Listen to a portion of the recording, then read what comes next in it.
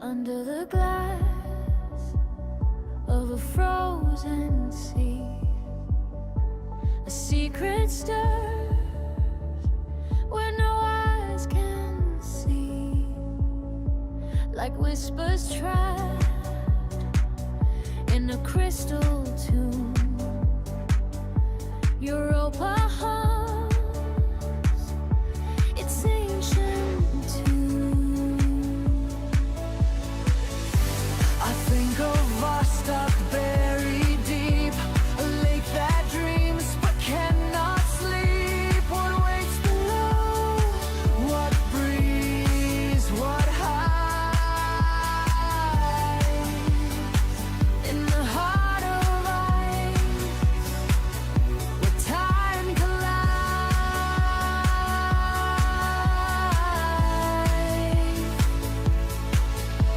Signals flash like ghostly flares, answers tangled in cold threads.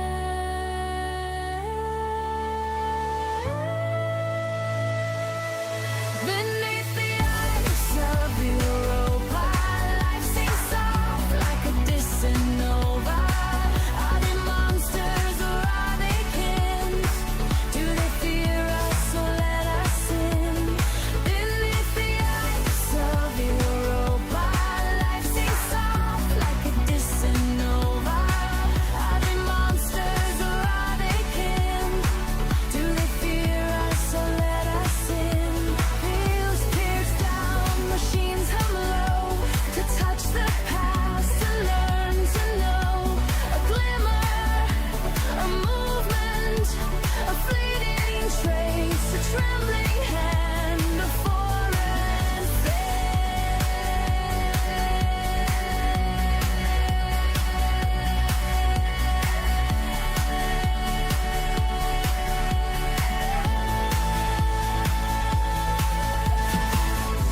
I think of explorers long ago who chipped at secrets locked in snow. They found life where none should be, a mirror of us beneath the sea.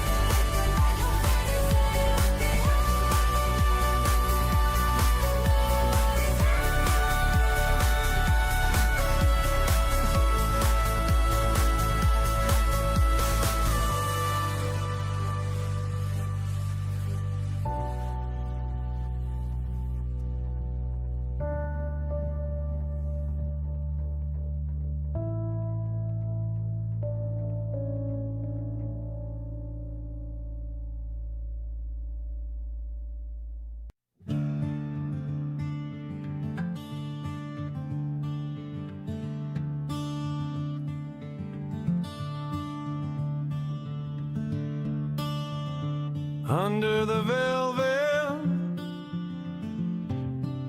the stars take their stand. Orion above, with the night in his hand. Under Orion's gaze, the stillness hums, a quiet song where the silence drums. The belt of stars, they shimmer and gleam,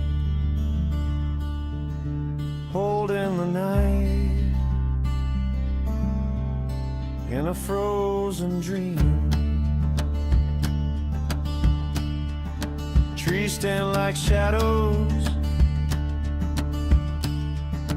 frozen and tall.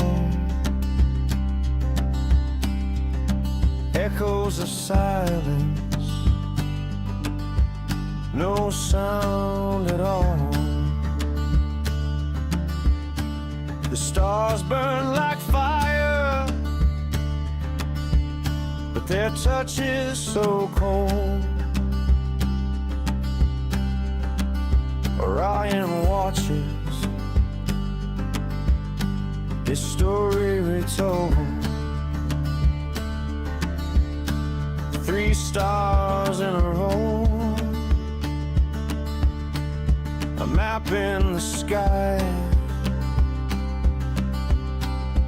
guiding the lost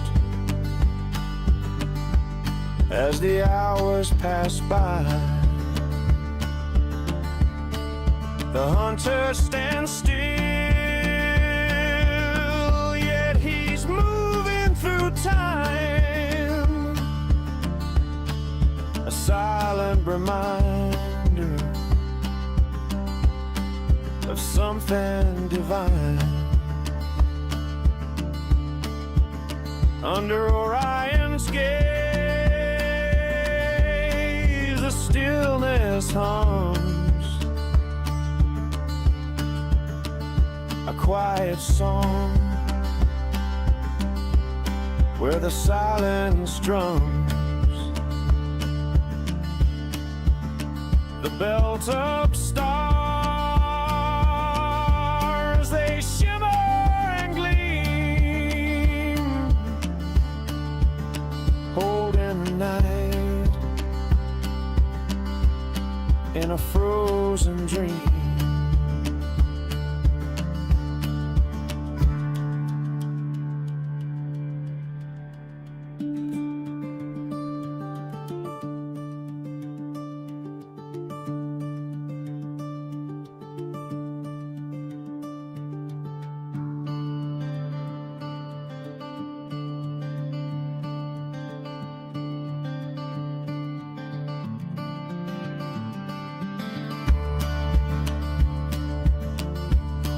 The snow keeps its secret,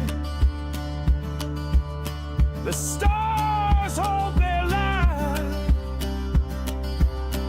Orion stands watch in the heart of the night. The brilliance above, a tale etched in space. Under Orion's gaze,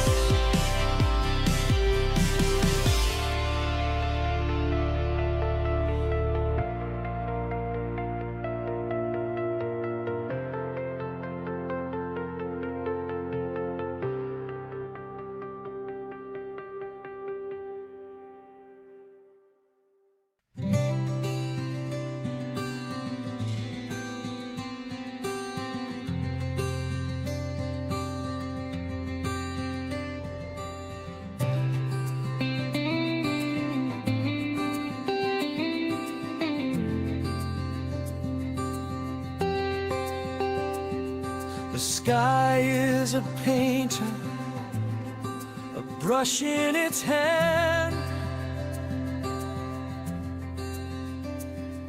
sweeping green ribbons across the land.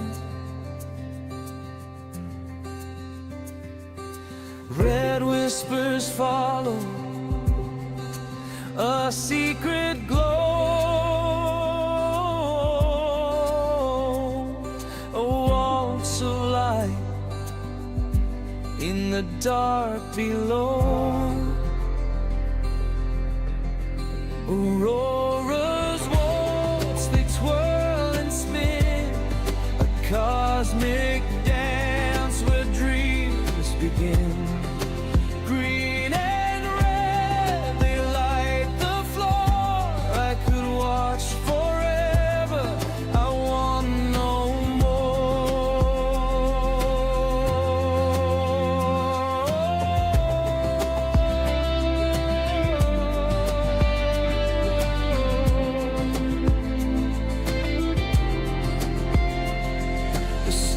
hold their breath, the moon takes a bow,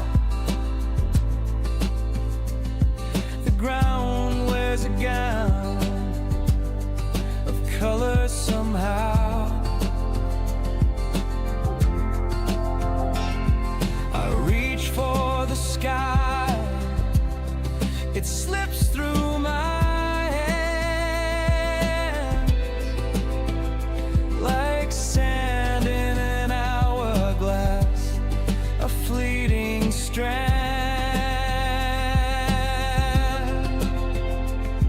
the night hums softly, the world stands still. The air is electric, the cold gives a thrill. Auroras waltz, they twirl and spin, a cosmic dance where dreams begin.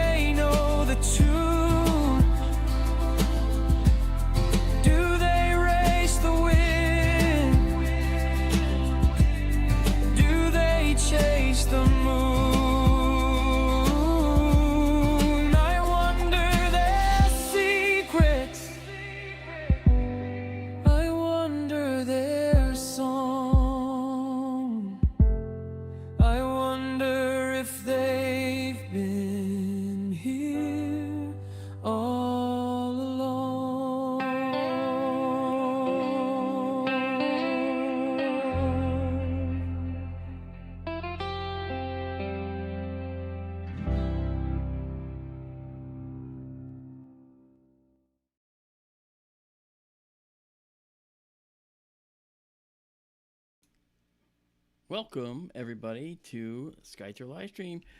It is I, Mark D'Antonio. Nice to see all of you. We will have a bunch of new folks coming in tonight from the Y-Files side of the house. Great to have you all here. Welcome to all of you. I really had a good time out in Las Vegas. I live in Connecticut, so they brought me to Las Vegas, and I was able to hang out with AJ and Gino, his brother. And it was a great deal of fun, and we really touched upon some subjects. And here's the thing, I didn't want to know what they were going to ask ahead of time. I had no reason to want to know that, and the reason is because I felt that if I don't know my stuff now, I don't belong on a radio or a TV show. So I actually told them I'm happy to have you just do your thing. I don't need to know.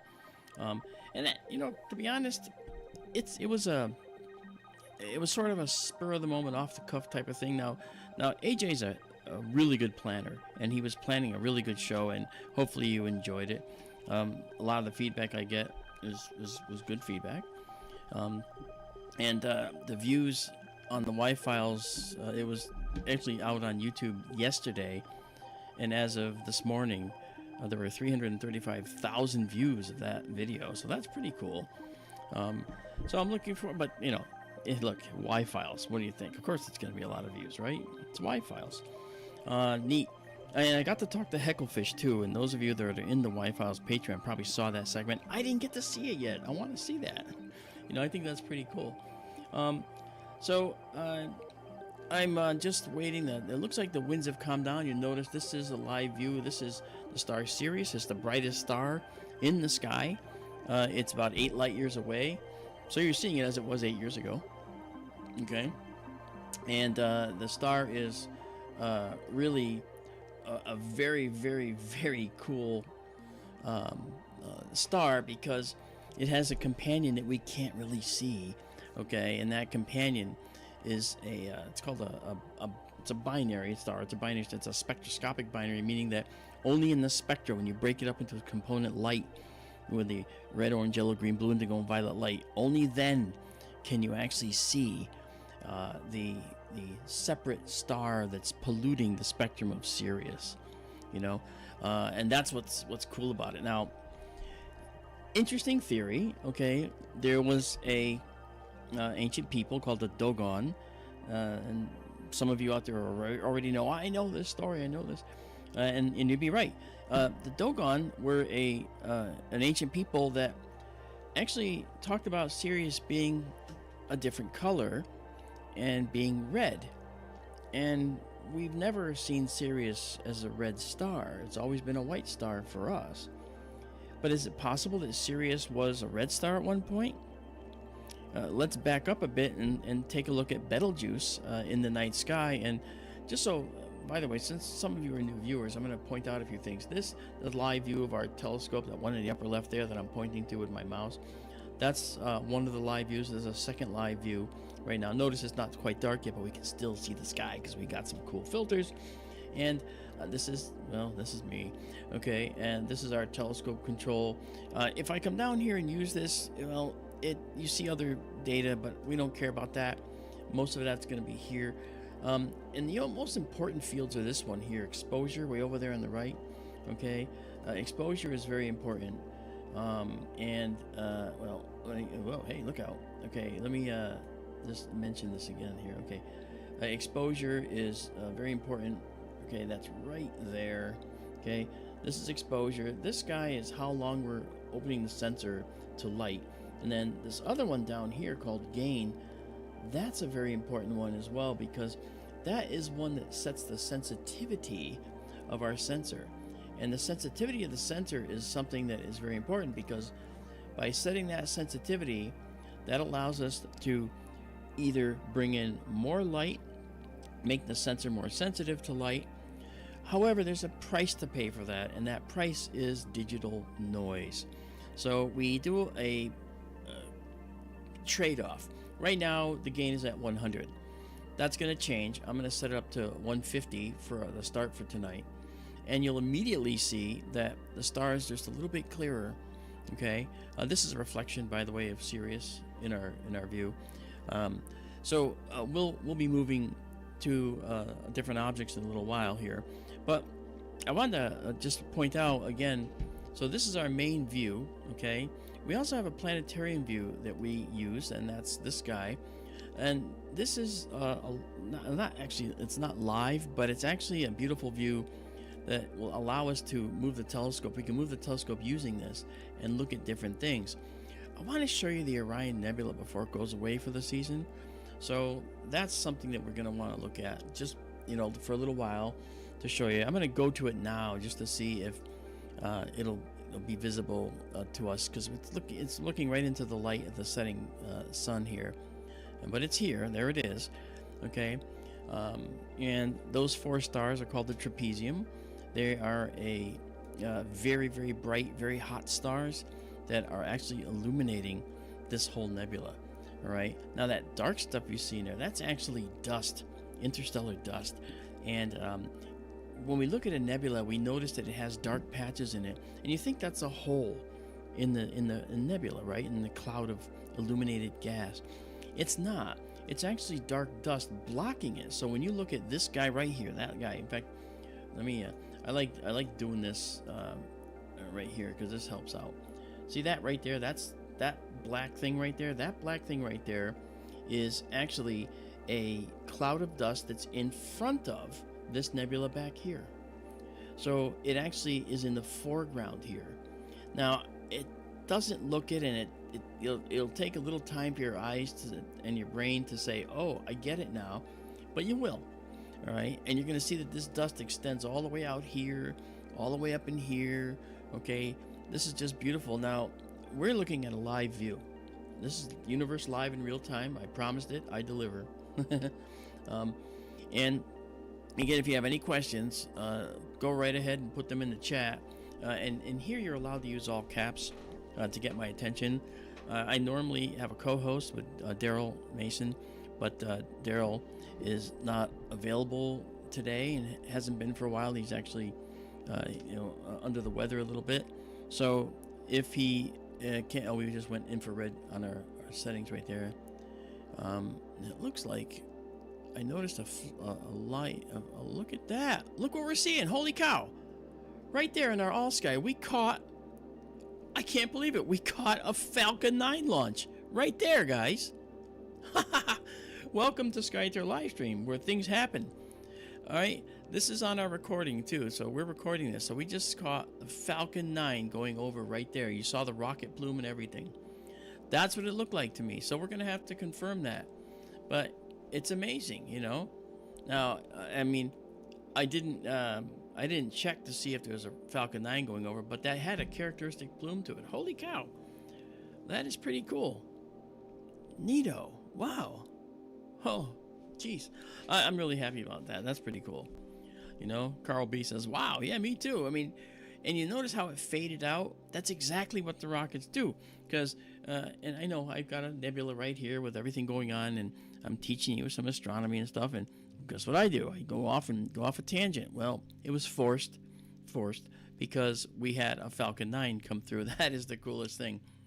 Now, these other things you see shooting through, those aren't Falcon 9s. Obviously, those are insects and spiders. So we'll actually see spiders crawling on the camera sometimes. You see gigantic spiders attacking the world. You know, so cool. All right, that was neat. So I'm like dumbfounded. Okay, so coming back to this, you'll notice that we have the nebula looking really cool. Has this mottled look to it. Has this red look. What's the red? What's this other mottled stuff?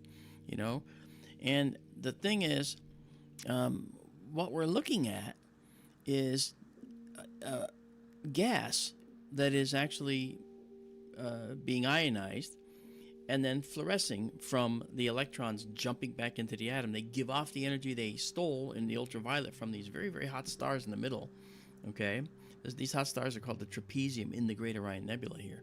Okay, and so these stars give off a lot of UV, ultraviolet, and it causes the hydrogen gas in this nebula to get excited, meaning that the electron surrounding the proton in the hydrogen atom bounces off the atom. We call it ionization. But to do that, it absorbs a lot of energy. Now, it doesn't want to keep that energy, and it tends to lose it fast, but as it loses it, it'll drop back into its original hydrogen atom or another one that doesn't have a hydrogen electron. And when it does that, when it drops back into an atom and it starts to lose energy, it gives off light. In the case of hydrogen, the predominant color we see is red. Now, it doesn't. We're just looking at the live view here. We're not even looking at a photo yet. This is just our image right now that we can check out and move around and look at it live and position it for a photo. So let's go right here. All right, I'm gonna go a little higher. I'm gonna bring it up higher because there's a lot going on in here that you don't see. All right, so if I do this, we'll move it a little bit up to the upper right here. Okay, so now you're gonna get to see all this. Now you can see a faint thing right there. What is that? Well, you'll see in just a sec. So now what we're gonna do is we're gonna go into our guiding program here, and we're going to capture a guide star or two. and we're going to tell it to give us a guide star. Okay, it found that's not quite the star I want. I can always tell it what to do. It's too faint for me. It'll work, but I'd rather it use a different star.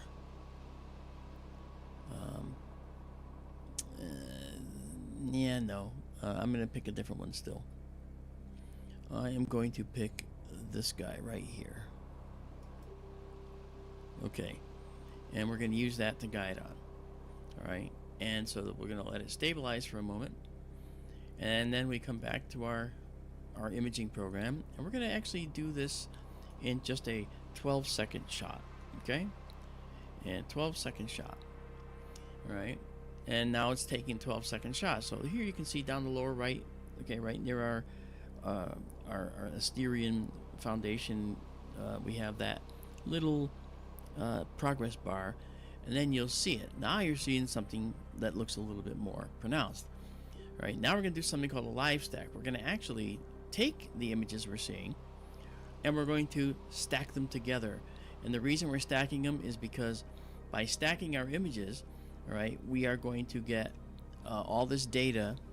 Let me just move that. Okay, we're going to get all this data, and we're going to take images after images and stack them on top of each other. By stacking them on top of each other, we get rid of the noise. Oh yeah, and that noise is good to get rid of, because once we get rid of it, it's outstanding. Now we can color correct what we're seeing, and you can see now that the colors are just brilliant. So this is the actual color, but you'll also notice there's sort of a teal blue here. What is going on there? Well, there's several things going on here. Several things that it's wise to talk about. You'll notice the dust here. This is all dark dust. It's not something on my lens. Okay? But this teal blue in here, this is another gas that when its electrons come back in, okay, the electrons will actually cause it to, the electrons will give off their energy and cause it to glow a teal green, teal blue, and that's oxygen, right? And this is what we call doubly ionized oxygen. So 2 electrons come off the oxygen atom, and then when they recombine, this is what you get, you know? Now we can zoom in on this, of course, and look at it in much more detail if we want, but I don't want you to miss any of the other stuff. But check that out. So you'll notice that we still have some wind because our stars are a little bit elongated, and I don't like that. So we're going to clear that and come back to our guider and see if we, yeah, okay. So the guider probably needs a little bit more of a cohesive star. So we're going to do this. Okay, try that. That's much better. So this is a much better star to guide on. So let's clear this.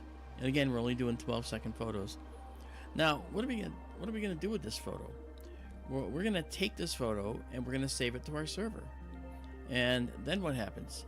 Okay, we got wind, remember? So I'm trying to work on getting the wind to calm down. See how we're off center? The wind is blowing us off center. So that's unfortunate. Let's try a shorter exposure. Maybe we'll actually be able to get a better guiding star that way.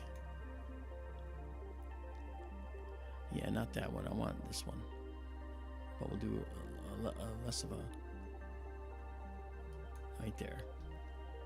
Okay, now we'll let this stabilize. This is the real world of astronomy, guys. This is what happens. Yeah, see that wind was blowing really hard there.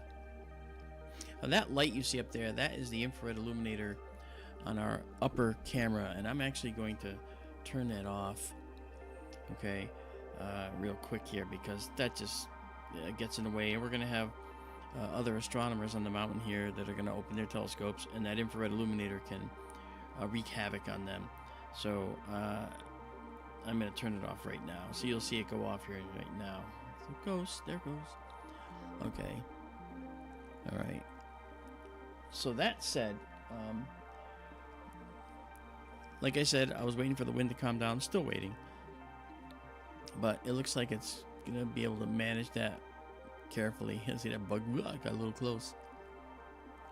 Okay. Let's back out of this just for a minute so I can show you some more.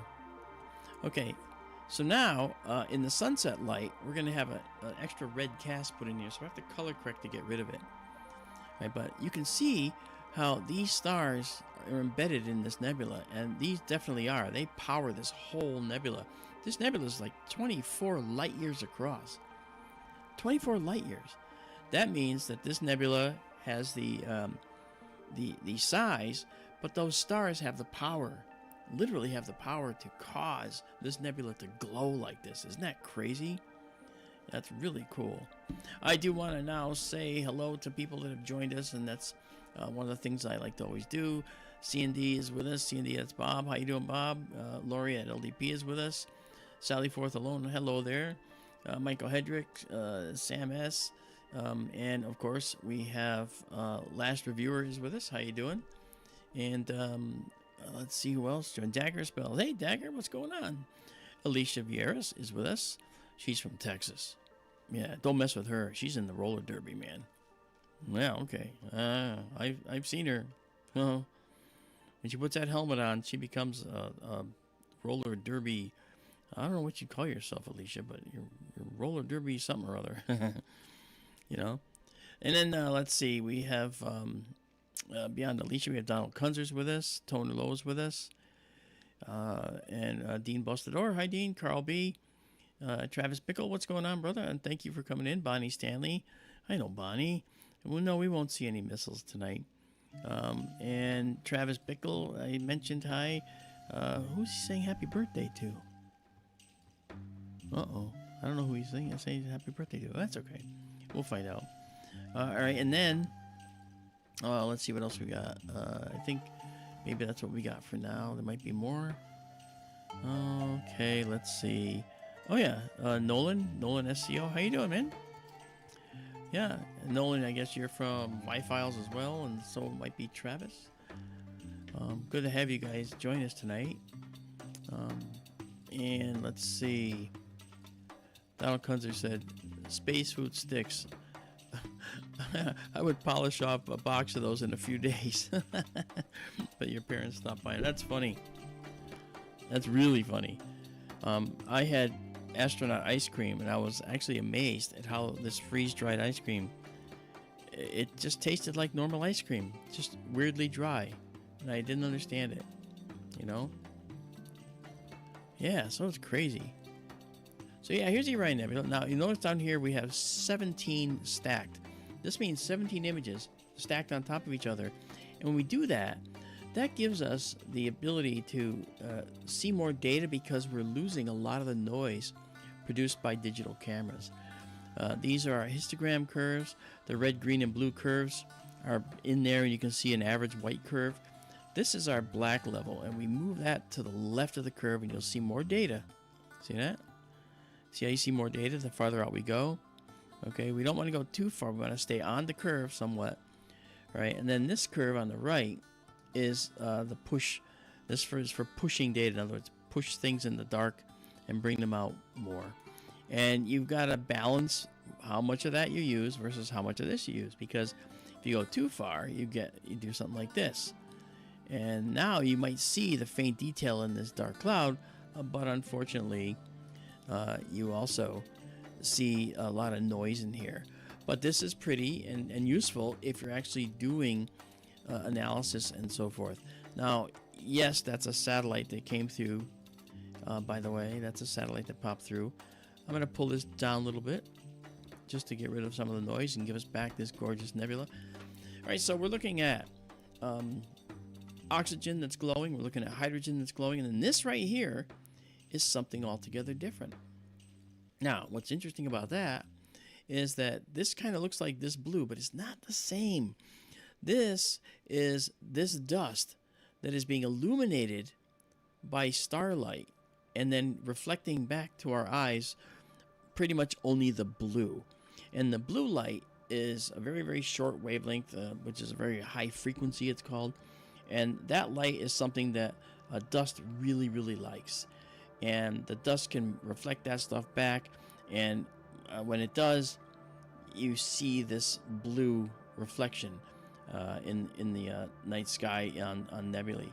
Now, we see the same thing here on Earth, believe it or not, and that same thing we see is why our sky is blue. Okay, the same process. It's called Rayleigh scattering, and Rayleigh scattering will actually produce our blue sky in the same way that this nebula's blue is being produced. It's the same thing. Molecules are scattering the blue light that's coming to them, but letting the rest go through. And so that's what happens. So, for instance, when it's sunset here on Earth, the sun is around the curve of the Earth. Yes, it's curved. No, it's not flat. Okay, the sunset is going down. When the sun is setting, it's going through more air, and so there's more air that can remove more blue light. So that's why the sun gets progressively redder as it gets closer to the horizon, or when it's first rising in the morning. So the same processes that we see in the universe are taking place here on our planet. Isn't that wild? It's kind of cool, you know. Now, we can also do this kind of thing. Let me see if we can grab this. Okay, we can annotate our images, and we do that a lot. All right, this is an annotated image, and I'm going to say set the target name to the Great Nebula in Orion. I'll do this one because it has Measure 42. I'll set that to be the target name. That shows up right up here, up there, where my cursor is, right there. Yes, that's small writing. Make sure you're on 1080p so you can read all this. Okay, and now what I'll do is I'm going to save the image to that directory with these annotations. So this will be out there for you to read, and it's being saved to a directory that you don't even really care about yet. But what's being saved is exactly what we're seeing here. Okay, this is the image that was saved. Okay, and this is free for you to take, look at, and look at the data, figure out what you're looking at. Okay, but then we get rid of the annotation and we just save it straight. Okay, so we've just saved it now as an astronomical file format, and then as the pretty picture format, which is the PNG file, ping. And of course, that looks like this. Okay, you see them here. All right, and so that image is saved out there to the server. Now, where's the server? Aha! Everybody in the chat who's a regular can answer that. But it actually is at skytourlive.org, and you scroll down, and it says, I want cool pictures, right? It's one of the titles. I think it's an orange. And it says, I want cool pictures. You click on that after you read how to get to them, and then you can go to our actual research directories and grab that very image right there and enjoy it and put it on your desktop, whatever. Now, if you want to join our Patreon, then you'll be allowed, and you'll be actually getting at levels, I think, of $10 a month or more. You get 4 fully processed images that are actually have all the noise removed and are just perfect, and they're gorgeous.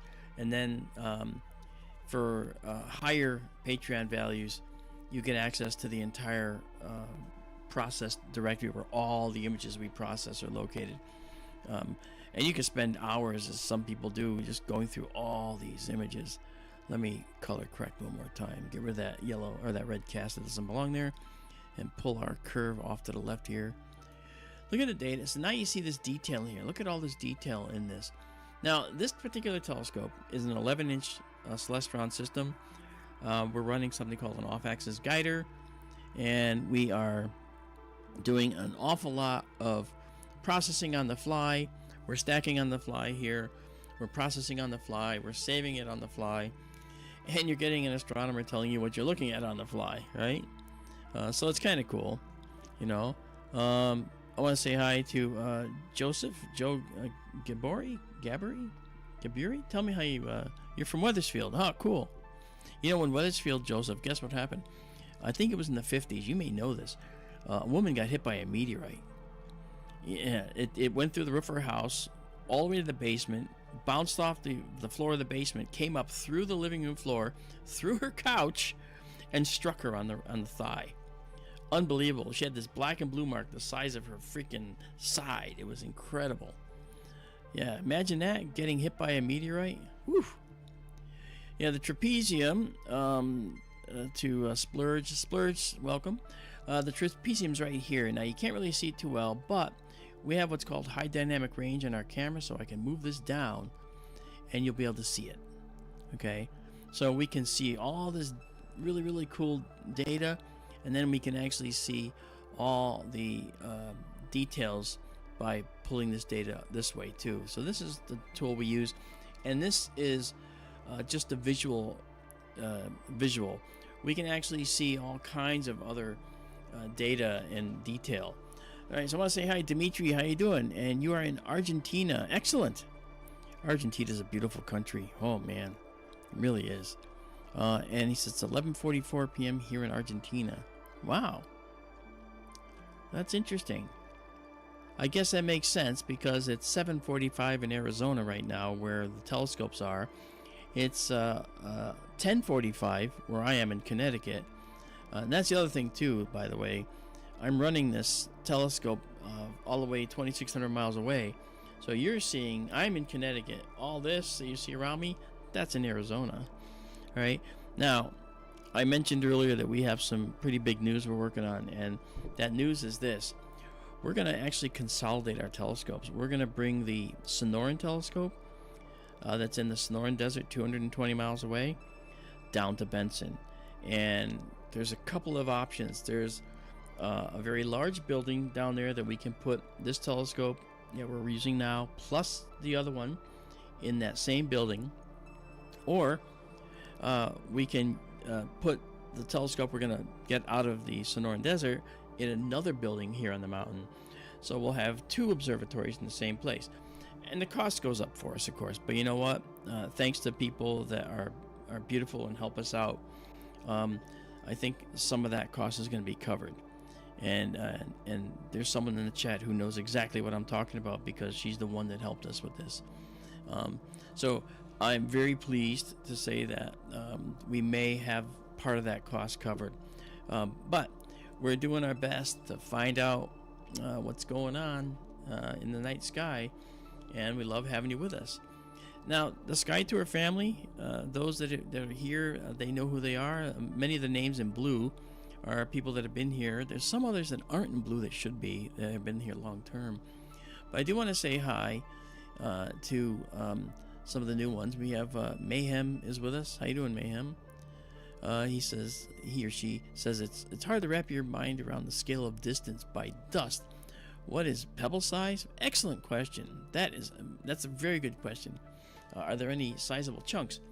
Well, the dust, believe it or not, you ready for this? It's micron sized. Micron.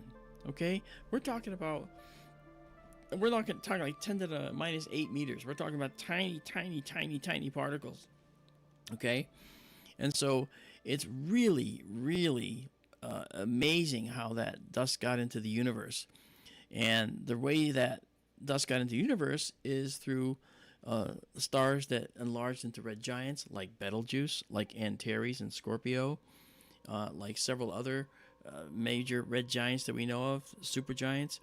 And those stars are so large that the outer environment is much cooler than where the actual fusion's taking place. You look at a star like the sun, you see this big giant ball, right? Well, guess what? Fusion, energy making that lights that star up, is only happening in a 15 to 20% core of that star. All the rest you see is along for the ride, believe it or not. Now, it's interesting how stars work. I had to learn that when I was getting my degree in astronomy, and one of my tasks in astronomy was to actually build a star computationally with a computer. And at every step along the way in the star, the math had to work out, the energy generation had to work out, and we had to actually show where different features show up in stars and actually illustrate that with our actual model of a star. Now, it's not easy. There's a lot going on in a star that is really, really hard to model. Okay, there are randomized collisions between photons heading through a star. They get sidetracked and waylaid as they try to get out. It can take, when a photon is emitted in the core of the star, it can take like 100,000 years for that photon to finally make it out of the star. It's going back and forth, it's bouncing around, it's getting absorbed, re-emitted, and so there's so much activity. So when a star just begins its life, it's a protostar, and when fusion begins, well, those stars, they shine mostly in the infrared. Okay, so they're just very, very hot. The core might be fusing, but the star itself doesn't look like a star yet. So when those photons finally make it out and the other processes finally stabilize, you actually see the star, and it kind of sort of winks on. It's really cool. Have we ever seen that? Yeah, we've seen some stars that appear to wink on, and that's pretty cool. Pretty cool.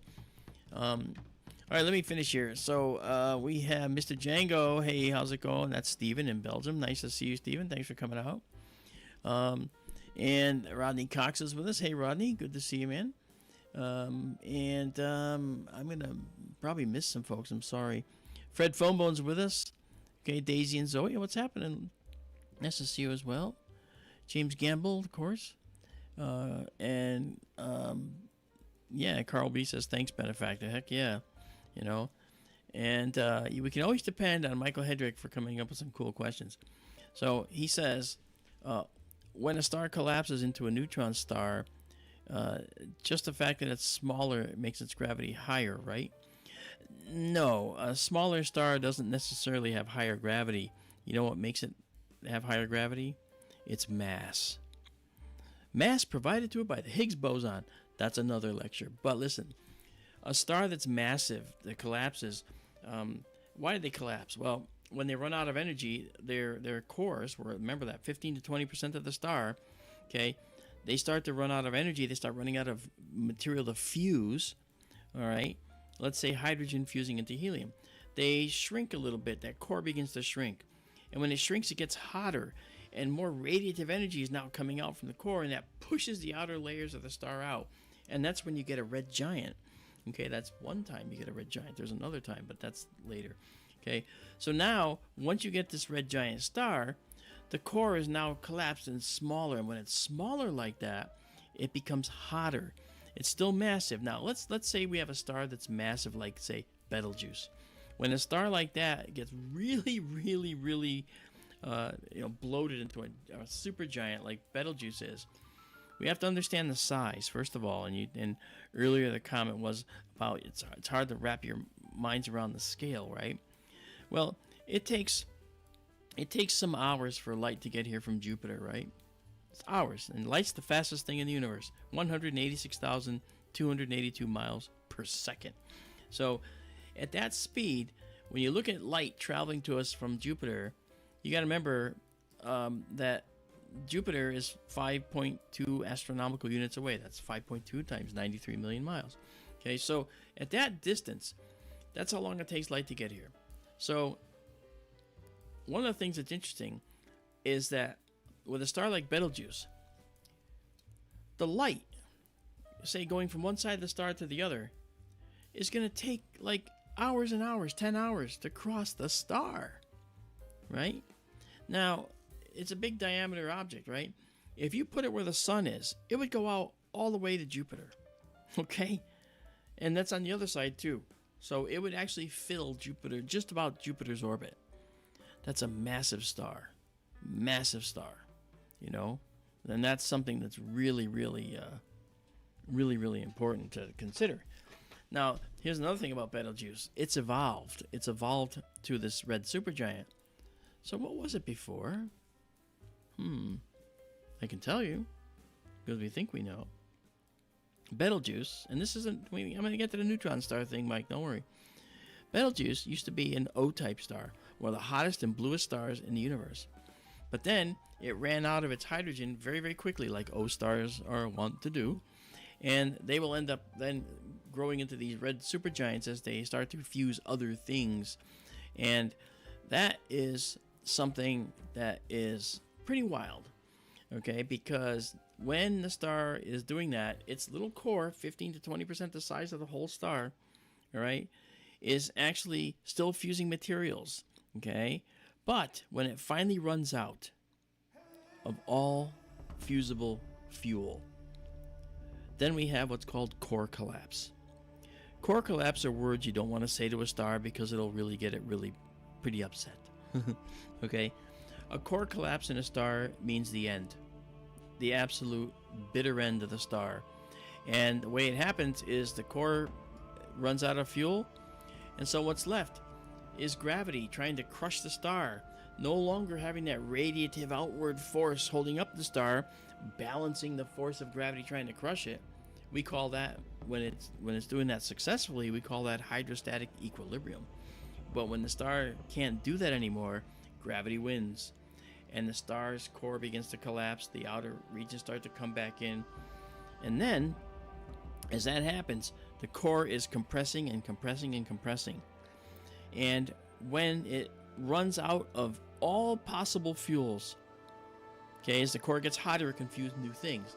Well, when it finally reaches the upper limit, which is the element iron, which is number 26 in that ugly periodic table you may remember, then what happens? Now, it just stops, and the whole star goes vroom, and it starts to collapse from all sides onto the core. And when that happens, oh, now, that's the end. The star's inner core just now obliterates itself, and we get a burst of what are called neutrinos that come out, and those come out first. They're almost massless, and they leave the star pretty easily, all right? And if we see a burst of neutrinos coming from the direction of Betelgeuse, we'll know that a core collapse supernova is underway.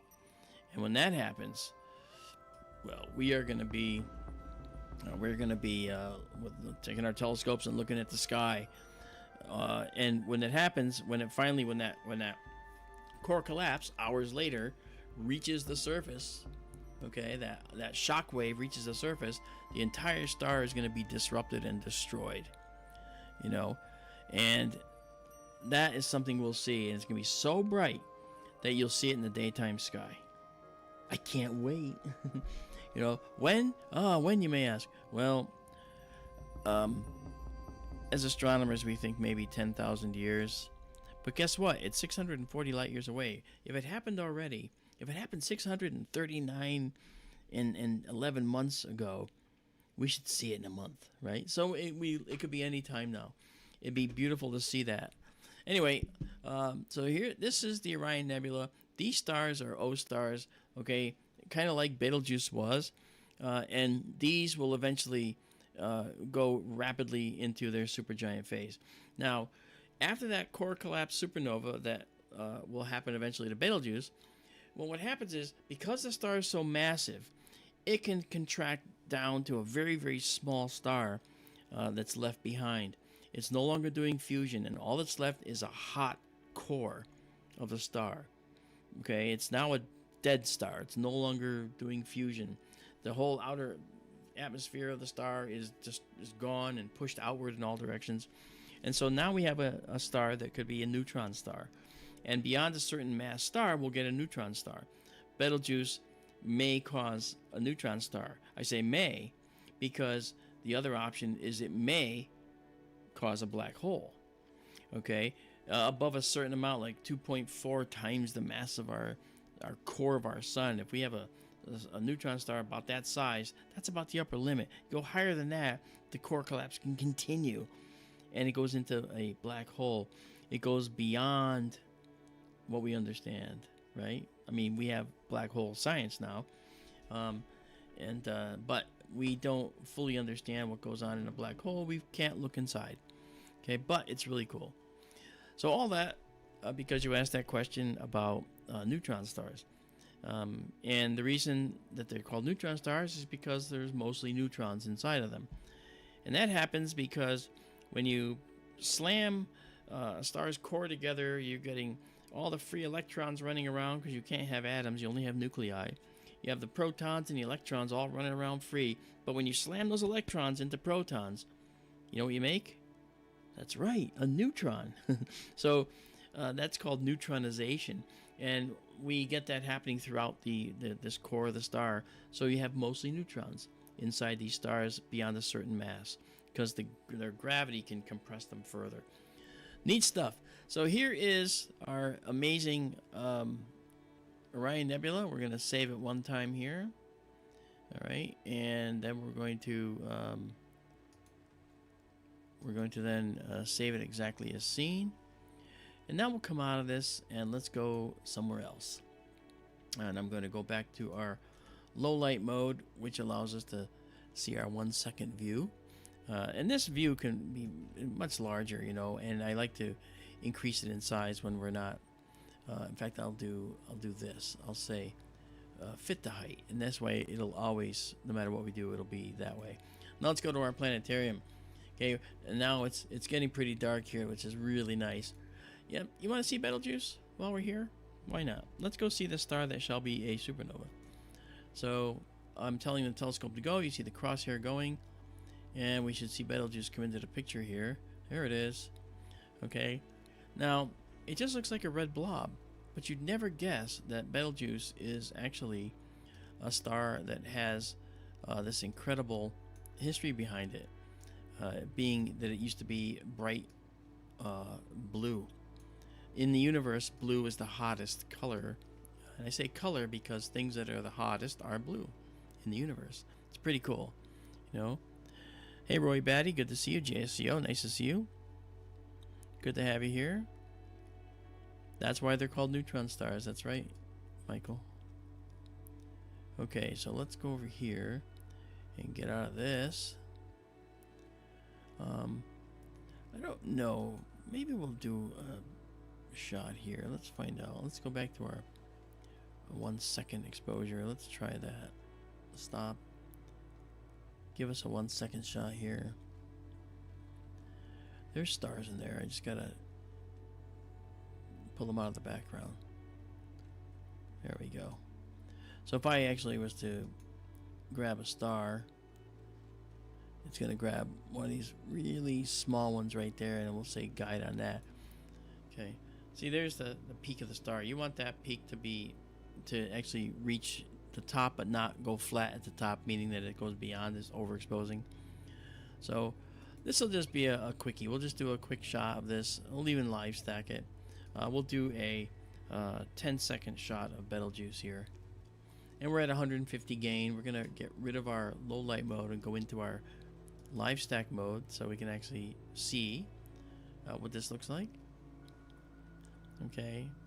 And you'll see the color. Look at that beautiful color. Right? And we're going to color correct it a little bit. Okay. And then we're going to correct for our stars. Look at that. That's really pretty. So there's Betelgeuse. These rings are not debris around Betelgeuse. That's just an artifact of the imaging system because Betelgeuse is very bright. Okay, so that's what we're seeing. Okay, so Mayhem says, "I love you, Orion, but please go away." That's funny. Yeah, Leonard, how you doing? Leonard Thuman. You're more than welcome. He says, amazing. Thank you. Yeah, it's cool. I'm glad you're enjoying it. You know, this is what we do. You know, we show the stars. And by the way, all these pictures, like I said, they're available to you, skytourlive.org. You can go there, scroll down, and go to I Want Cool Pictures and download this very picture that I'm about to take. And all the pictures I took of the Orion Nebula, yours to take. All right? If you want processed ones or you want to be part of our Patreon and support us, you can do that too. You can go up here. You can become a Patreon member. You can also go to our Etsy store and go to Sky Tour Shop on Etsy, and they don't make it easy to find this shop. You just go into the search and say Sky Tour Shop, and then it'll say, "You want a shop named Sky Tour Shop?" And you say yes, and then you can see all the beautiful nebulae and stuff that we have up there, star clusters that are on things like mouse pads and mugs and water bottles and socks and yes, boxer shorts. No kidding, bathing suits. It's amazing, you know, and the stuff is high quality. I always, whatever I put on these things, there's books and journals, you know, with notebooks and, you know, that you can get that have all of our stuff on them. And you can write inside this journal. It's cool. And I get one of all these things before I would ever consider having it sold, because I want to know if it's the quality that I expect. If it's not, it ain't going out the door, you know. So that's very important.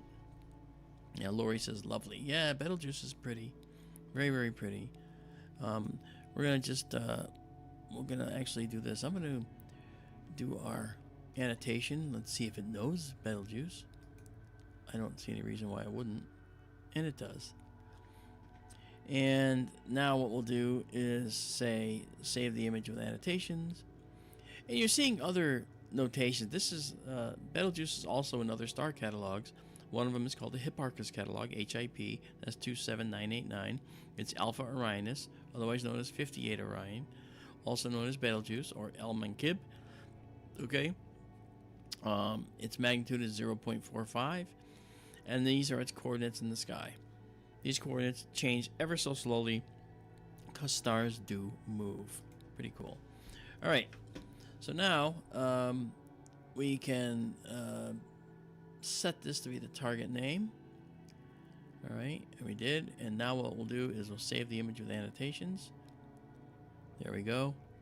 And now that I've done that, I'll come out, and now we just have the raw star, and we will do a save now on this.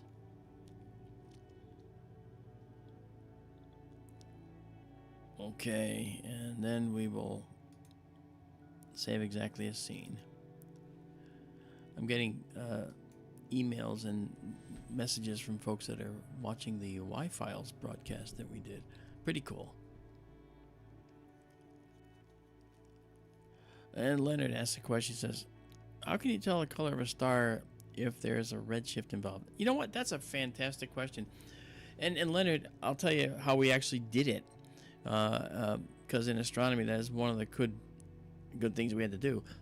So what we did was, the first thing we had to do is find something called the proper motion of the star. In other words, how fast is it moving away from us or toward us? Hold on, I'm going to take a sip of water. And if once we know that how fast it's actually moving away from us or toward us, well, now that speed will correspond to either a blue shift as it's coming toward us or a red shift of its light. But we know exactly how much based on the speed. Then we get its color and apply our blue or red shift to it, and then we can get the actual color of the star. See that? Isn't that cool? Now, if it's moving side to side from us directly, there's no color shift, and we can just check it out, and say, yep, that's it. Now, Dimitri asked a question, at what speed is it moving, the star? Well, I don't know the proper motion of Betelgeuse, but let's go see if it's listed. We can look at this now. Let's bring Betelgeuse over here. Let's see if we have a proper motion listed. There it is. Proper motion. Let me move so I can read. Okay. The proper motion by the different axes. Okay, proper motion is basically 29.7 milliarc seconds (MAS) per year. So that's what's interesting, and it's moving toward a 67.7 degree angle.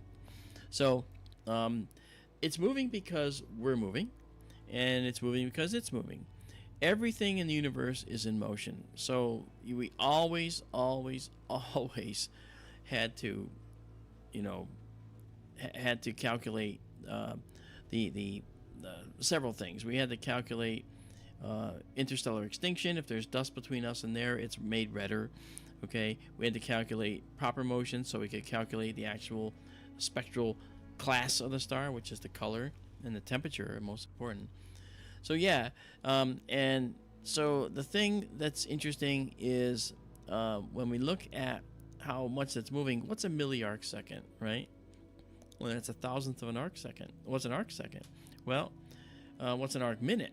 Well, okay, an arc minute is something that is a fraction of a circle, and we call it an arc minute because it's part of a sphere, right? The celestial sphere. So these lines are all curved, and so you have a degree. A degree has 60 minutes of arc, all right, and of those minutes of arc, okay, you have you have the arc seconds within there, which is 3,600 arc seconds, okay, per 60 minutes of arc, all right, 60 times 60. So you end up having these milliarc seconds or thousandths of that.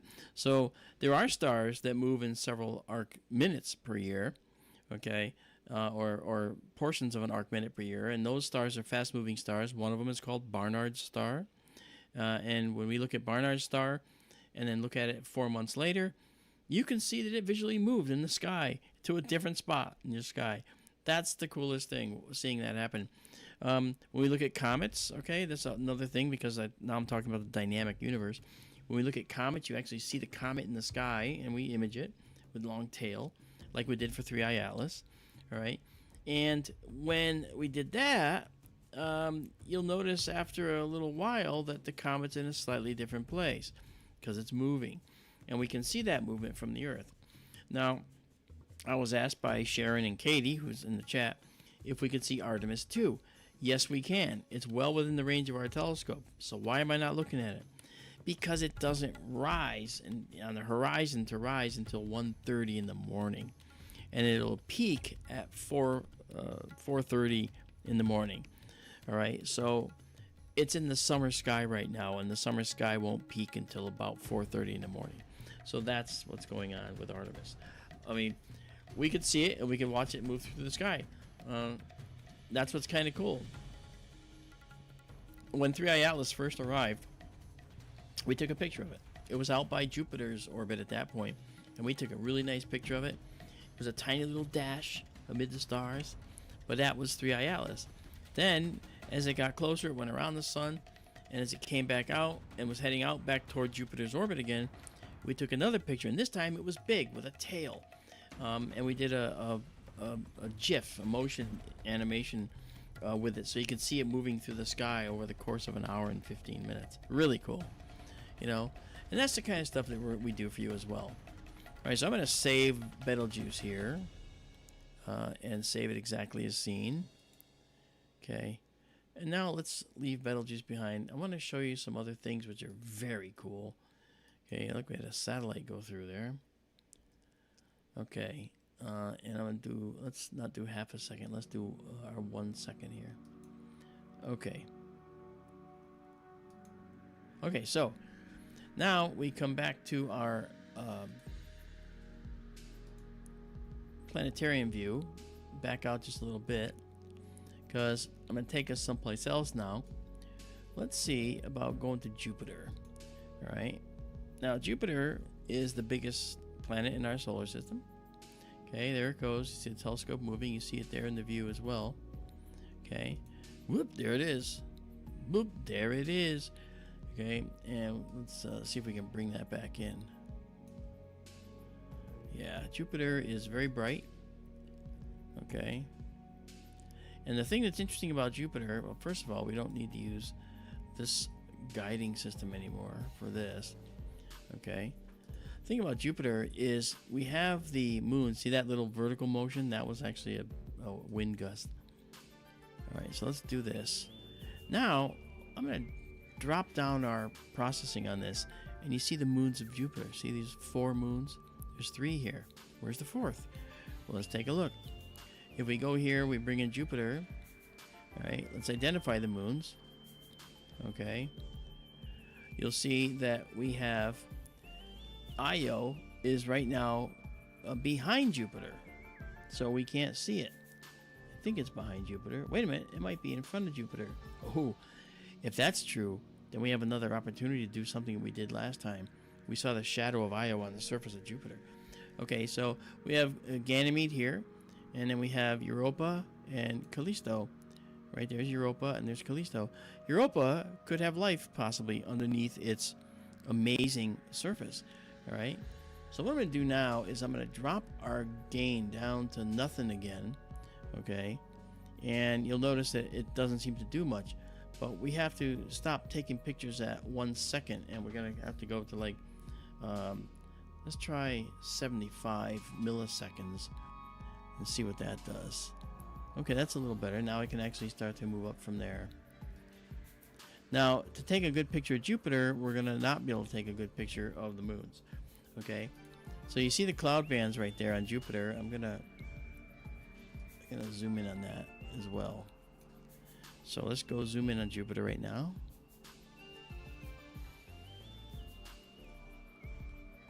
Okay, and I'm going to try and stack Jupiter using a planetary stack system here. Well, look at that. You see that little dot right there? You know what that is? That's the shadow of the moon Io that's on Jupiter. How about that? The second time we've caught this in a month. How many of you out there remember the shadow of Io that we caught on Jupiter last time? I'm going to actually adjust the color too. Yeah, there we go. Now you can see it. Look at that. Io's shadow on the front of Jupiter. Now that is cool. I like doing that. And it moves. You'll see it moving over the course of time. And Steven, Mr. Django says, my favorite is the moon. Every time you look, it's different. That's true. You know, every time you look, it's a different phase. Okay, let's reset the stack here and restart it. Okay. All right. Yeah, there it is. I'm very impressed that we were able to catch this again. There it is. You can see that in there. Let me see if I can adjust our values. There we go. Look at that. Now you can see the cloud bands of Jupiter very clearly, and there is Io's shadow. That is the coolest thing right there. Wow. I'll reset the stack again because I'm going to save it once I get to a certain point. We're stacking right now. We've got 15 stacked. Right, so I'm going to save that right now. Okay. Isn't that cool? That is the coolest thing. Let me see if we can bring out some more color. There we go. All right, reset again. Look at that. That is really pretty. Yep. Neato, neato, neato. Yeah, so see, even the planet, this particular telescope is better at looking at planets than our wide field system in the Sonoran, which will be on this mountain, this plateau rather, soon. And so I think that view, that's really pretty. This one came out great. I'll save it also as a 16-bit TIFF. I'm saving it in the Betelgeuse folder. I should have saved it in the Jupiter folder. My mistake. That's okay. I'll move it out later, and then it'll be in the Jupiter folder. But see that? We get to see some really cool stuff. You know, neat happenstances in the universe present themselves to us. Neato. Now, let's try one more thing. Now, Io is right in near this band. We can't really see it. It's kind of small, but its shadow is projected on the surface, and it kind of extends and it oblates a little, so we see it a little larger. Neato. Yeah, Sharon and Katie says, yeah, I remember. That was a good catch. Yeah. Neat. Okay, let's do one more set here. Wow. Now remember, Juno was orbiting Jupiter as well and getting these gorgeous shots of this pole area. Interesting how this works, because I find it fascinating. Now, if we increase the saturation a little bit, okay, you can start to see hints of blue at the top and bottom of the poles, and that's pretty cool. Now, there are people that say that Jupiter is a failed star, you know, or whatever. Well, the fact is, it's not actually a failed star. Jupiter never could have been a star, because it would need 80 times the mass it has in order to be a star, and that's something that it just doesn't have. Now, if you threw mass into Jupiter, then guess what? You get a star, and you do. It'd be cool. You know, I'm glad we looked at Jupiter tonight, guys. This is neat. It's sort of a once in a while catch, you know. But you can definitely see the shadow. You can definitely see that shadow there. Let's see if we can do one other thing here.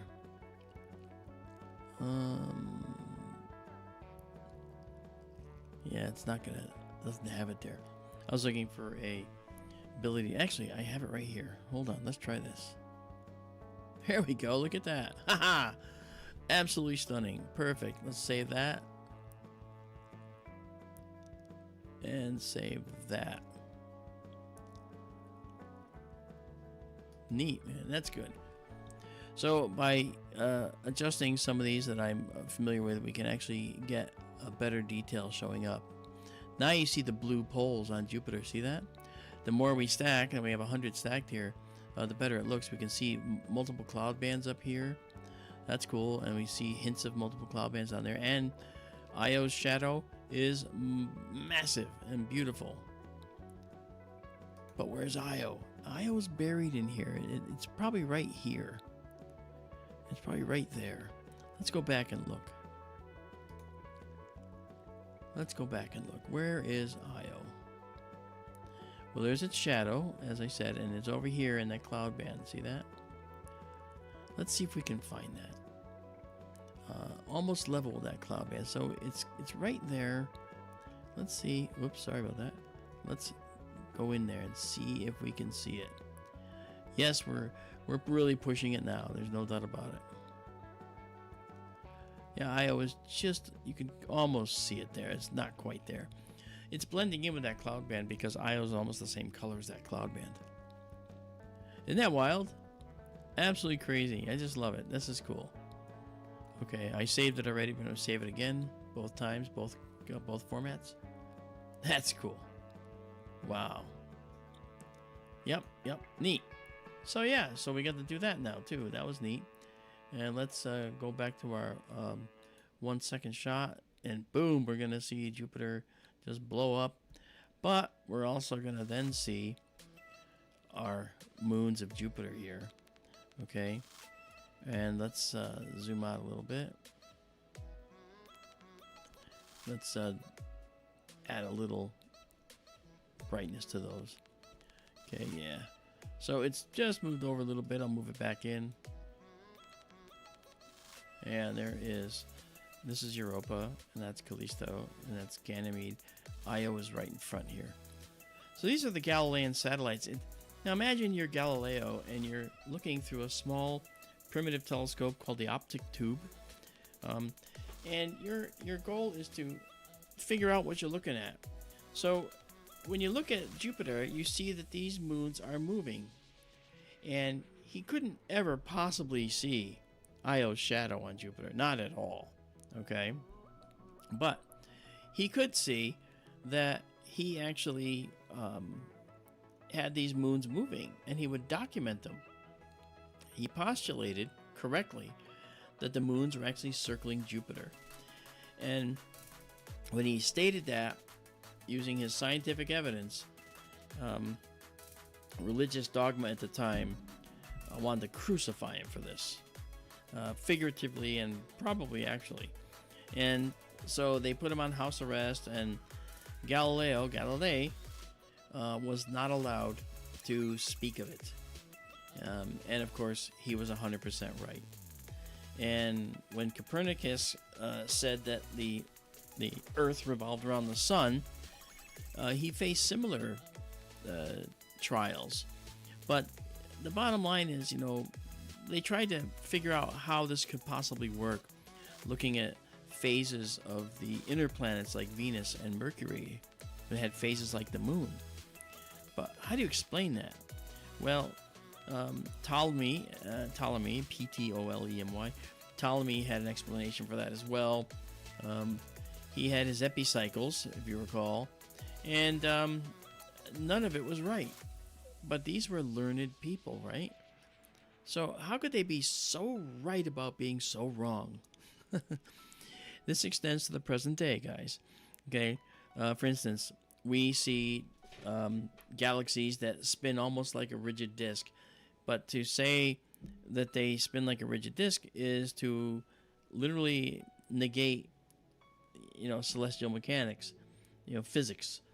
And so what we have to do now is say, I guess in order to not negate celestial mechanics, let's add something as a halo around the galaxy that we don't understand, that we can't detect. Hence, it's called something dark. And because it's some kind of matter, we're going to call it dark matter. And if we put that, I call it a fudge factor. If we put that fudge factor in, galaxies will rotate as a rigid disk in the models, and it works. So we say, until further notice, we will make the assumption, whether wrong or correct, that there's dark matter in the universe around all of these galaxies. that are causing them to rotate like a rigid disk. Otherwise, the spiral arms and galaxies would wind right up, you know, but they don't. All right, so that said, we're going to leave Jupiter behind for tonight. I hope you enjoyed that. We had a really cool view, and we got to see Jupiter's Io shadow on the face of Jupiter. A lot of fun. All right, so now let's come back to our beautiful... Oh, sorry, I'm just I have to make the time correct. I screwed it up. There we go. All right. So now we're going to look at something else that's right nearby, which is kind of cool. I think that's it, isn't it? Yeah. Now, I mentioned how when stars die, they can make a supernova. They can explode in a supernova if they're heavy enough, massive enough, right?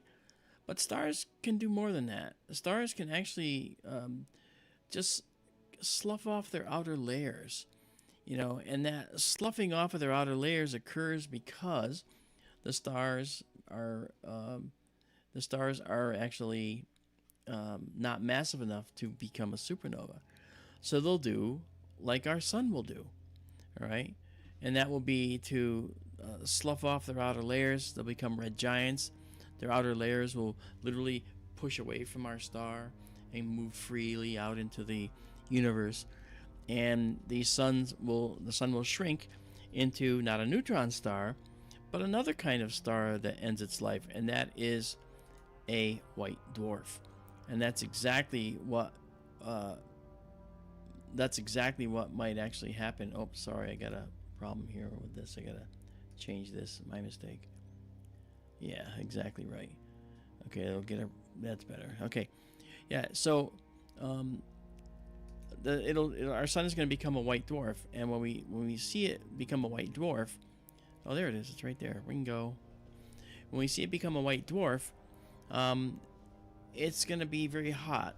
All right, very, very hot. Okay, maybe 20, 30, 40,000 Kelvin is a temperature scale.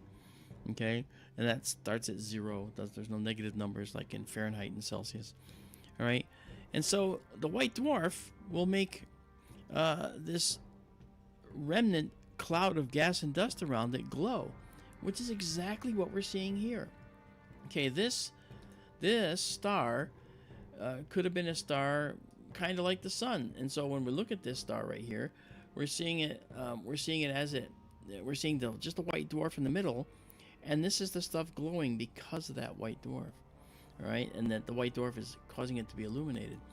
Now that is fascinating. Now we're gonna zoom in on this because this is real fun to see. I'm gonna bring it back up here. Right, this is actually beautiful. You see where the telescope's pointing? It's pointing up high in the sky. This doesn't need a lot of exposure because this is pretty much all there is here for this object.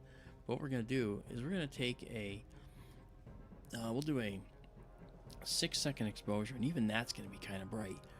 But we'll do that, and then we'll go into our deep sky mode, which is our stack, right? And it'll be big in the view again. There it is. Now, let's color correct number 1, and then let's pull out some data. There we go. Okay, so now we're seeing this object in some detail. Now notice we're not guiding on anything right now, so I have to start our guiding system up and just grab a star, right? And let's see here. Yeah, we got stars in here. I just gotta grab one. Give me a star. There we go, Captain. Scotty, give me a star. I've got one for you, sir. Okay, so now we're guiding on that star, and now what we'll do is we're going to clear this, and the next image that comes in will be a perfect, beautiful image of this remnant of a former star. This is a white dwarf planetary nebula, so-called because they kind of look like planets. See the grain, how it's kind of fuzzy? You notice it's a 6-second exposure. We've only captured 2, now we capture 3. The more we capture, the more this noise in the data goes away. All right, and the better it looks. Okay, so let's look at this. I'm just messing here. Let's do this. Okay, so now you'll see the details in here. That object in the middle, that's the white dwarf. Notice the color relative to the other stars in the view. That color is blue. Remember what I told you about temperatures in the universe?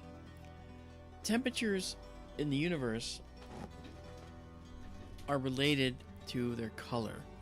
The hotter something is, the bluer it is. And white dwarfs are very hot.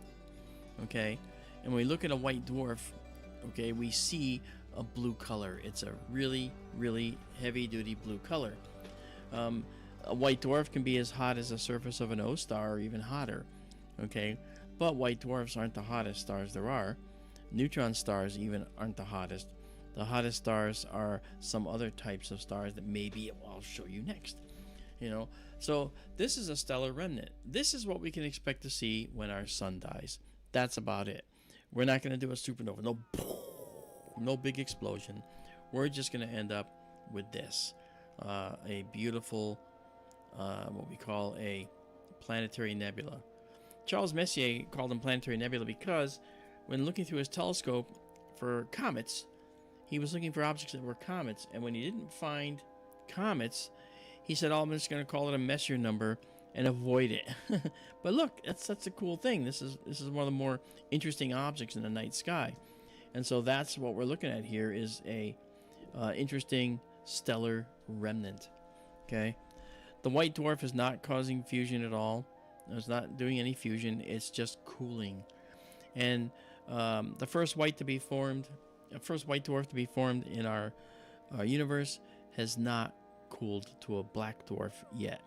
So it would take billions of years for these stars to these central star remnants to cool. But these shells, interesting how this stuff works. When the star starts to slough off its shells, it's doing it in 3D, remember? So we got stuff coming toward us, going to the side, and it's like a spherical shell. That's pretty obviously a set of spherical shells. The one in the middle here looks denser. And the reason is because that's closer to the star. It's just recently been ejected. So it's denser. And as it spreads, it's going to get thinner and eventually look like this. Thinner. Okay. Now, we can actually move this down and kind of show more detail inside. See that? Let's see where we are. I am going to see if we can pull out just a little more detail in here. Yeah, that doesn't help us too much, but maybe this will. Yeah, that's about it. That's pretty good. So we're actually getting, and this is a sharpening tool. We can actually sharpen the data a little bit. But so those of you that are newcomers, welcome. As I said, it's really good to have you here. Mayhem says we are Stardust. You are right. We are. Michael, I'll read that thing you're mentioning about have you heard that yet? I will actually discuss that in a moment. Let me just say hello to who has joined us lately. I think I said hi to you, Roy Batty. Good Vibes is with us. How you doing, Good Vibes? Nice to see you. Wonderful to see you, actually. And then we have Greg Gilgan. Hey man, how you doing? Amaze. Yeah. And of course, Marianne Robb. Marianne's very important to Skyter Livestream. You know why? Because she's our chief financial officer for our nonprofit. And let me just tell you, we're on a shoestring. There's no doubt. Okay, we're on a shoestring. I don't know how we've been able to pull off what you see here. I really don't. It's happened, and it's every time I open the observatory from Connecticut and I watch that roof come off, the whole roof comes off. I'm like, how? How did this happen? How did we end up being able to do this? It's just the coolest thing. And Marianne, I'll tell you,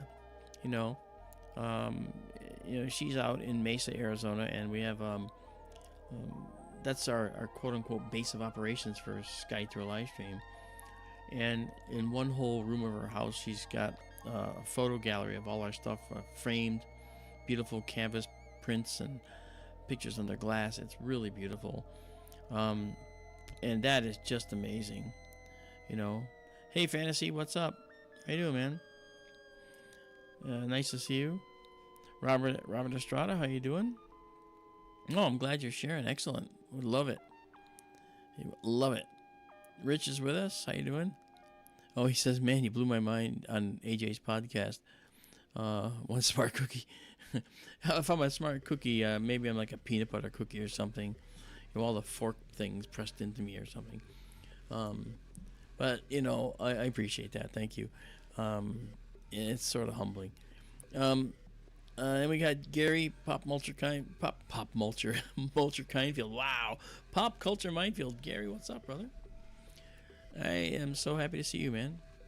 Yeah, he says hello and to fellow lovers of astronomy. Yeah, that's cool.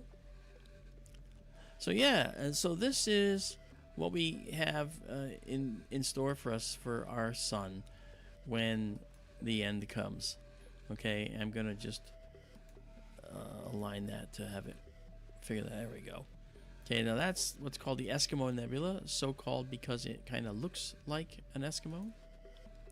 All right, and we will save it with annotations, and that way it's in the directory where it belongs. Then we can save it. The Eskimo is inside here, and this is sort of like the hat looking around the face. Yeah. I mean, sometimes we talk about things like that. Kind of looks funny, right? That's right, Mundus, a white dwarf. Absolutely correct. Excellent. Oh, and Mr. Django says, how is it with Isabella's project / program? Let me explain that, okay? And then I'll tell you our news that I hinted at before, Michael. Oh, I did tell you. I did mention it. We're moving the Sonoran telescope to Benson. And into another building. We're either going to get a larger building or a second observatory building on site. So to answer your question, Isabella wrote this beautiful program, which was an app for iPhone and Android, and it was all of our photos. And two things happened. Number one, we were hacked, and we lost 4 full years of all of our photos and data. It was heartbreaking. But if you look a little bit at the database, and that's actually for you, JSEO. If you look a bit at our database, you'll also notice that that the files mount up really quickly. So we're almost back to where we were, but the applications were great. I mean, we could actually go on our phones and look at all the objects we just took pictures of that night because it was feeding live. And then Microsoft, I don't know why they do this. They decided they're going to change everything about how they handle images, and they completely destroyed our application. And it was just, it was sickening. We wrote Microsoft, and they basically said, well, there's nothing we can do. We chose to do this, and hey, you used our system, so you're subject to it. No recourse. So we got stuck, you know. All right. So it's not abandoned. It's just that we may have to revive it a different way, and we're working on that. Shh, we're working on that. Okay, so you can see some details in here now in the Eskimo's face. We're gonna save this now one more time. Save it exactly as seen. And again, how big is it on the actual frame? Well, when we look at it here, I bring this in, you can see that's how big it is in the frame. You can zoom in and see it like we look at it here, you know, but it's cool. So I just sent that picture up to the server, and within 30 seconds, it's going to go up to orbit, down to our server, okay? And that server is untouchable, but you can reach it by going to skytourlive.org and looking at it there. That's really cool. That's really cool. Okay, so now we're going to come out of here for now and go back to our low light mode. You'll see it very faintly in the view here. There it is. Okay. And we'll back out a bit. Okay. Actually, let's fit the height again.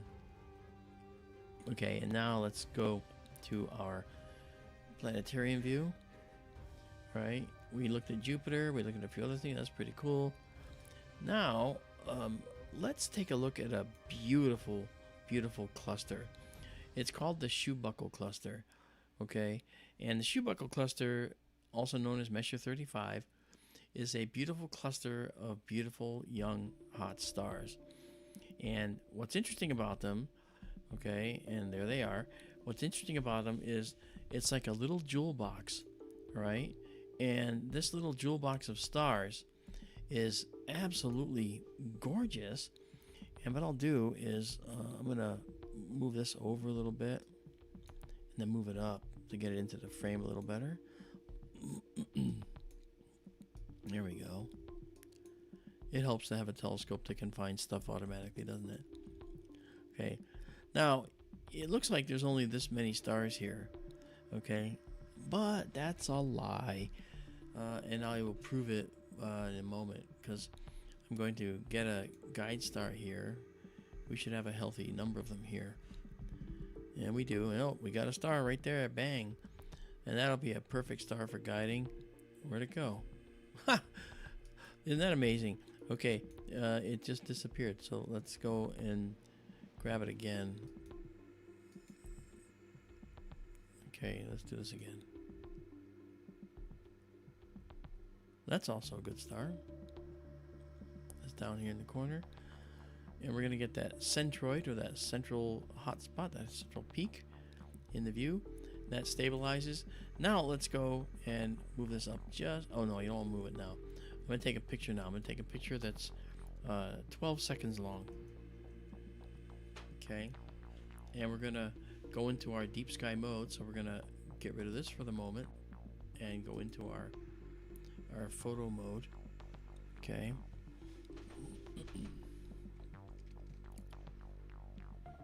There it is. So now we'll color correct those stars a little bit, and then let's do this. Let's pull this in. Okay. Look at all the stars in here. All these stars. You got some stars that are orange. Those are stars that are red giants in this cluster. Stars that have evolved and used up their hydrogen. Outrageous. Pretty cool stuff, you know. Let's do that. Okay, so now we're seeing this now. I'm seeing that we have a little wind, so I'm going to clear that and get a good shot without the wind. That's a good shot without the wind. Okay. And now another 12-second shot we'll add on. We'll get about 5 of these. That's about all we'll need. Meanwhile, I will get an annotation for it so people know exactly what we're looking at. Messier 35. Indeed. It's an open cluster of stars. Okay, so we'll save this image with annotations. And then what we're going to do is come out. I probably should have set the target name, so I should have. When I go to save it, it's going to complain. Exactly. Not a problem. Okay, and then I'll save it again. And now it'll go to the right directory. All right. Okay, so this cluster is a cluster, like I said, of hot young stars. If we look in the data for it, its distance is about 2,700 light years. So what you're seeing right there on the screen is light that has been going through space for 2,700 years before it got to our eyes here tonight. It hits our eyes and then it's gone. Cool, huh? Really cool.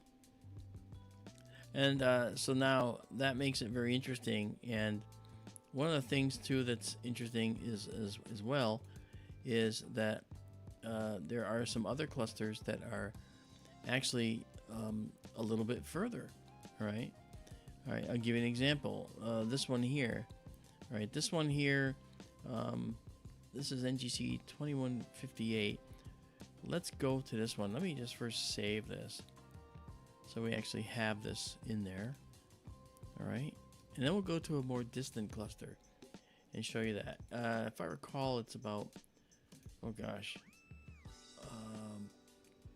this distance is that about 6 times that distance. I'm thinking that's what it is.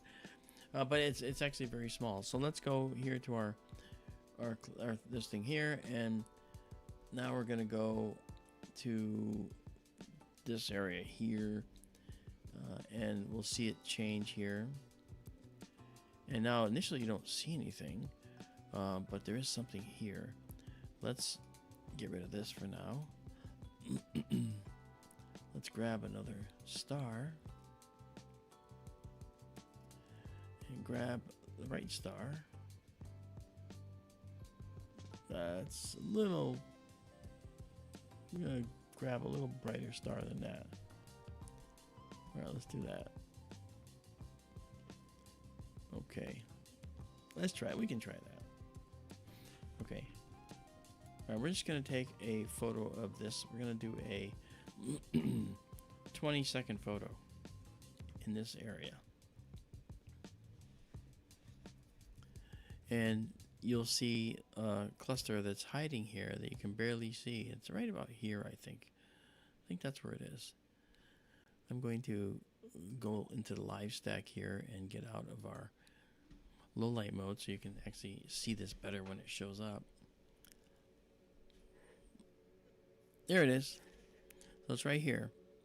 So this is a stellar cluster that's smaller, okay, a little bit smaller, but it's a lot further away than Messier 35. And Messier 35 is right up here, just out of view. It's up here where the telescope is, kind of.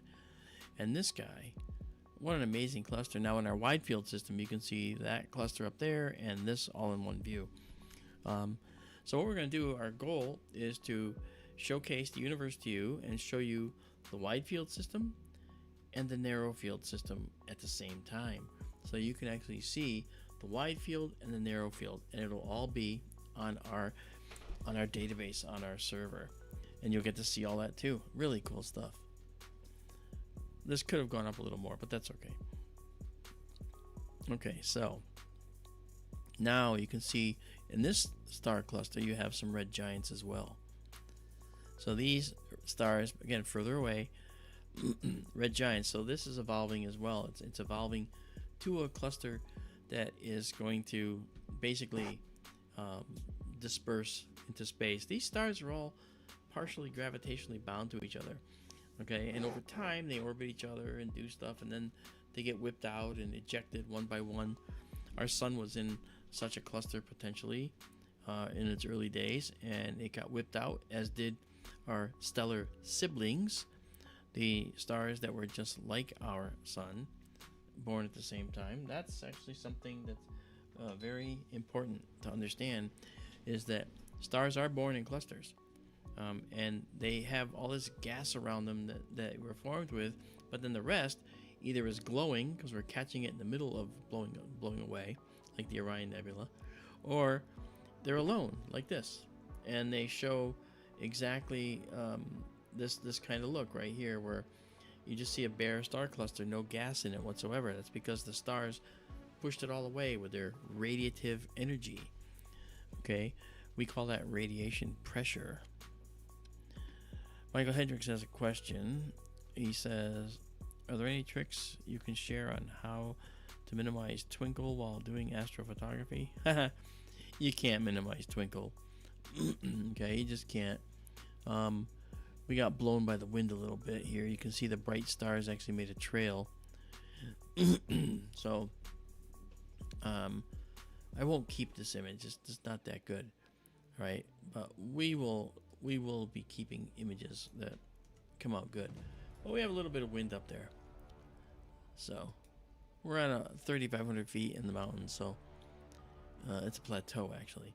So we have to be careful of that, right? So we're gonna now go to another object that is actually really interesting.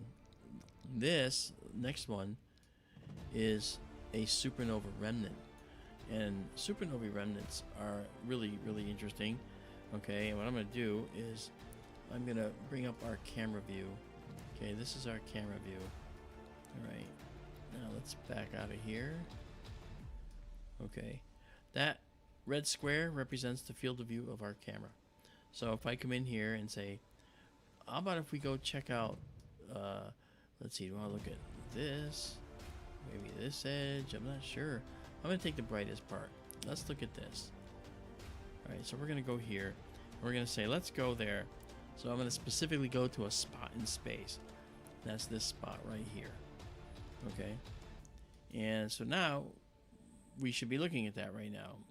So what we'll do is we're going to get rid of the guider for the moment because it's not going to help us. And we're going to do a 25-second photo here. But we're going to change our gain. Okay. And we're going to bring it up to 200. Okay. Now we're going to see some real stuff. Okay. And that's the idea here. So there's our gain, 25 seconds. It's underway. And we are going to do a live stack of it. And we're going to get rid of our what we call the pre-processing here. Now watch what you're going to see. Now we got, okay, I didn't do anything there. I should have I didn't guide. That's me. Thank you. All right. So now we're going to do this. We're going to guide on that star.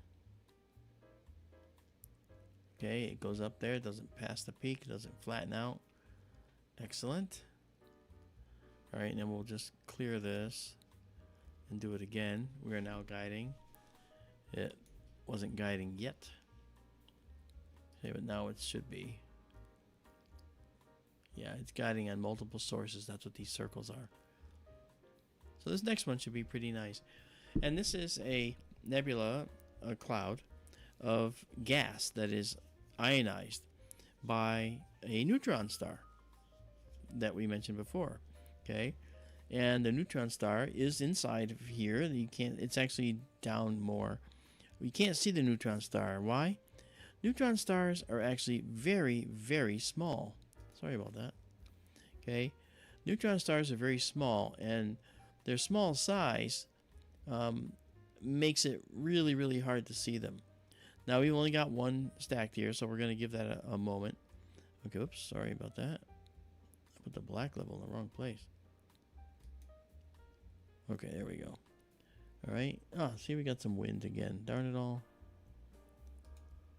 All right. So let's clear that again. That's what happens. That's what happens when you do this sometimes. Yeah, we're getting wind. Okay, let me go here. Yeah, it's trying to stay steady, but it's getting this wind. You can see that the wind is popping it around.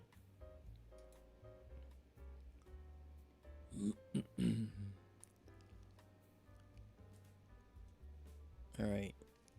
Again, 25 seconds. You gonna work now? Come on. Okay, that's better. And let's do this. Okay. So this, why did it do that? I don't understand it. It's stuck. It's like my, it's doing something weird, man. Let's just make sure it's not a shift state issue. Might be a shift state issue. Oh, man. That wasn't good. Why is it doing this? Okay, I'm going to do something else. I'm going to come out of this. Go back in. Okay, go back in. Try again. And clear. All right.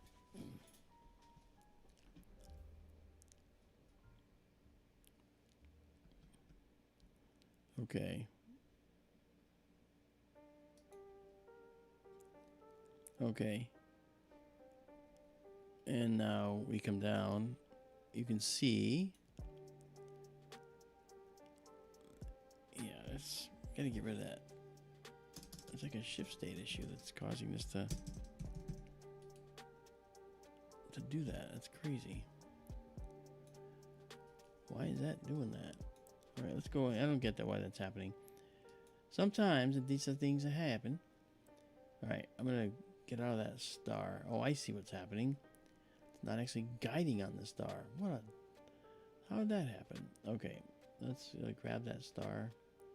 The little dot right there. And let's guide on that. Okay. Where'd it go?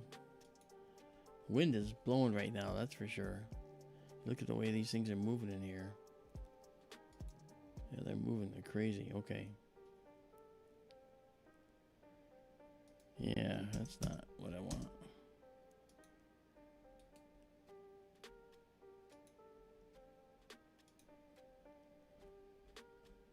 Yeah, that's not good. Okay. Clear you. Anyway, this is a supernova remnant, and the star that is remaining behind, the one that's left behind, is one called a neutron star. And the neutron star is actually problematic, you know, and so they are very, very hot, and they actually have a tremendous amount of latent heat left in them, and that latent heat is gonna cause all kinds of issues for the star. Now I'm gonna try and figure out what's going on with this. It's like it's stuck grabbing it. Look at that. What is that? I didn't do that. Okay, you know what? That's not working right. I'm gonna try something, because I'm gonna hop out of this for a minute and jump right back in. Okay, so let's go back in. I don't know why the settings got corrupted. Whatever happened. Okay. All right. Okay, so cameras. We are using a ZWO ASI 533. Okay, we are connecting. All done. Good. All right. Now let's go back to our live stack. Okay. And this will now be it wants to do 120 seconds because that's a default that somehow happened, and I can't explain. Oh, now I see what's wrong. Oh, see that? I type in. Okay, it is a definite shift state issue. And you know, you try to type something and you get the cap. There we go. Okay, we're good now. So that was what was wrong before. Nice. Would have happened again. Yeah, of course it's going to do that. Okay. So now what we're going to do is we're going to actually you take the image I wanted to share with you here. And this is going to be the supernova remnant. It's the upper part of it. It's the brightest part of the supernova remnant. And this is a extremely hot region, okay? Now, this region, let's look at this. This is a 25 second at, oh, it's at 100. I need the gain to be 200. It must have changed when I restarted. My mistake. Okay. So it'll come in now at this new number.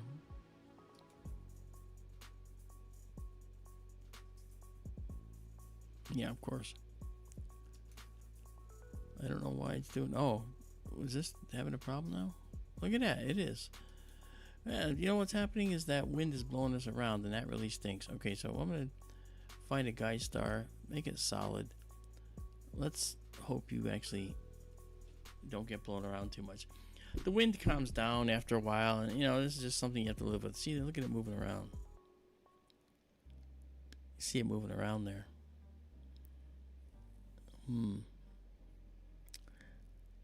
Yeah, but you know what? With luck, we can get the wind will calm down, and we can actually see all this. See what we're trying to do. Okay, I'm gonna do this now. I want to just do this. I'm gonna set this. Look at that. Wind is blowing, man. Okay, well, let's abandon this object because the wind is blowing too much for us to focus on that guy right now.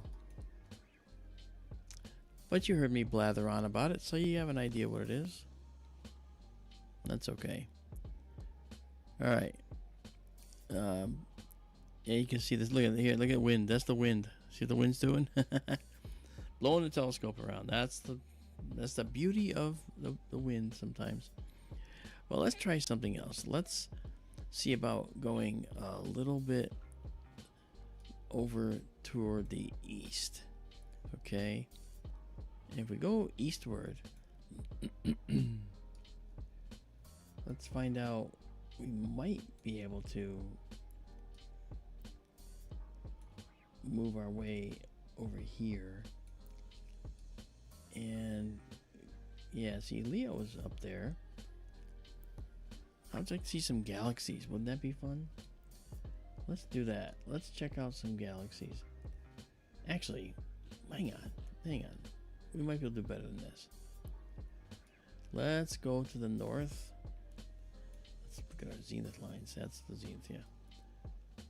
Alright, let's go up north. And look in Ursa Major, which is up there.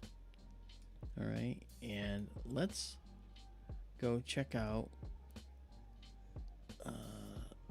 There's a couple galaxies here that I want to show you. At least one. Okay, that's Croc's Eye. And this one is Sunflower. That's pretty, but this is the one I think that we want to look at. Yeah, that's the Whirlpool Galaxy. The Whirlpool is neat, and you'll see what I mean. We go there because this is a galaxy that has the most incredible, I would say, the most incredible stuff going on in it. And we're turning the telescope around to the north. You can see the telescope moving now, and we're gonna take care of this right here. Got that to stop.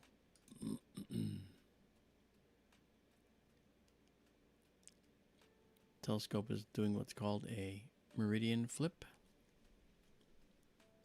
And we're going to get to where it thinks the galaxy is. And what we'll do now is we're going to take a 10-second shot. Because it's not obvious yet. And we won't stack it. I'm just going to use it as a finder. You'll see what I mean. Okay, so now what we're going to do is we're going to tell the telescope to figure out what pattern of stars we're looking at and take us to the galaxy. So now the galaxy is going to show up right in the middle of our shot. Okay, and we can go back to our 1 second photo here now. There it is. Beauteous. Okay, so now we're going to move the telescope over a little bit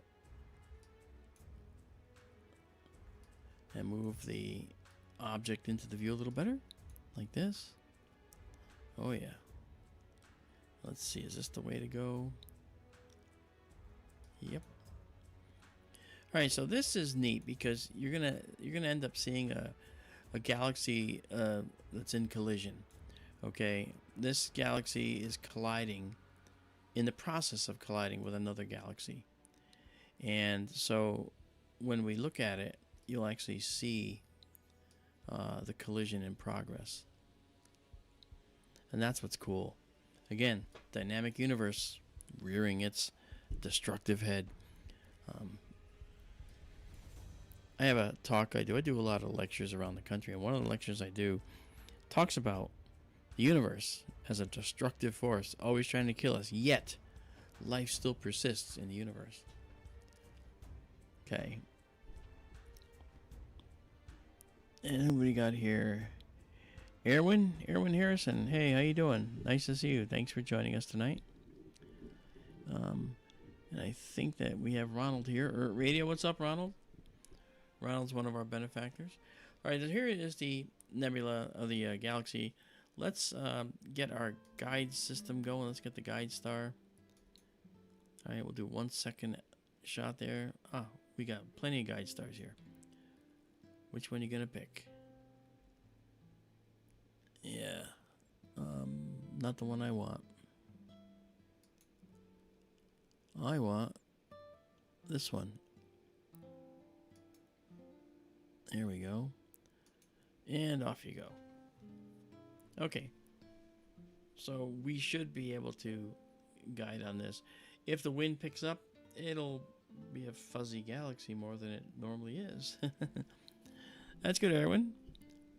I'm glad you're happy to be here. I'm happy you could join us.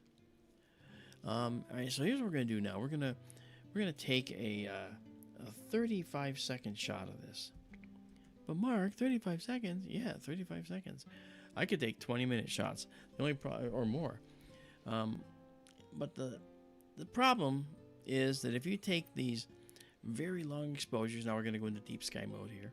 You take these very long exposures, you don't want to sit and see a black screen like this for like 7 minutes, 10 minutes. I wait until I do this on my own when I open the telescope myself. And then I have these cool photos I can show you. You know, Kathy Pernisic is here. Just dropped by to give you a present on my birthday. And that present is... Oh, look at that. That's beautiful. That present is that cartoon. That's funny. I like it. You know, you're giving me a present on your birthday. I should give you a present on your birthday. But hey, thank you, Kathy. It's so good to see you.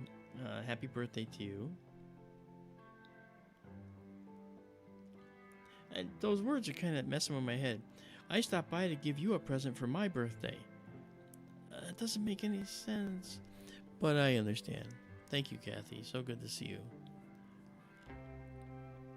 Notice how when the second shot was stacked, there's a 2 here now. When that second shot was stacked, the noise was cut in half. A typical rule of thumb is interesting. Oh, that's Kathy. You sweetheart. Thank you so much. Oh, very cool. Very cool. Thank you, Kathy. But, you know, it's your birthday. So, boy, oh boy, whoever heard of having to pay on your birthday? Thank you. Thank you very much. That's very kind, honey. Thank you so much. Kathy's such a sweet lady. She's been with us for years, guys. She's one of the hardliner Sky Tour family people. It's really nice to see her.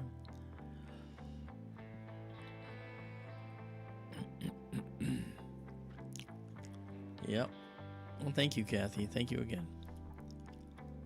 Yep. Hey, everybody's saying happy birthday to you, Kathy. See? Yeah. You know, you didn't have to pay $20 to get happy birthday wishes. But thank you for doing that.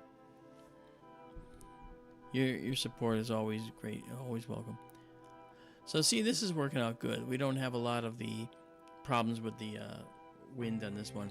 But let's figure something out here. Let's set up our curves. Okay. It's a very tight curve. I'm going to move this white one way down. It should be way down here. Okay, and then this one here, this mid-range. This mid-range one should be out of the way here. What's going on? Why can't I grab it? Oh, wait, maybe do this.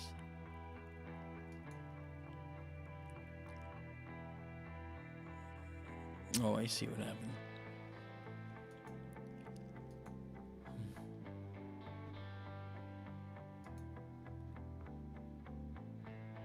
Alright, let's grab that.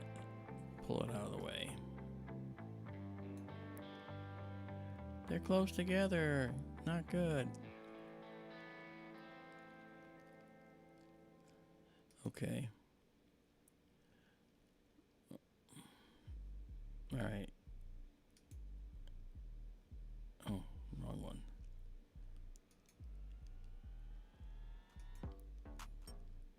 Now, we use Starlink out here, so sometimes our Starlink goes down as it has now.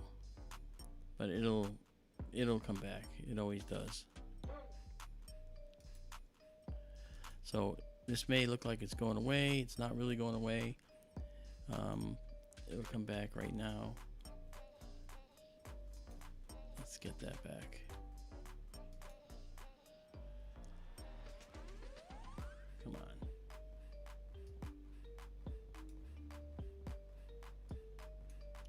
Well, it's still taking the picture, even though we're not there yet.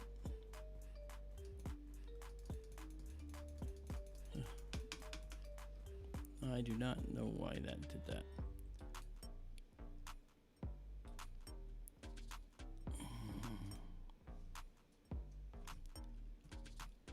Okay, let's bring it back.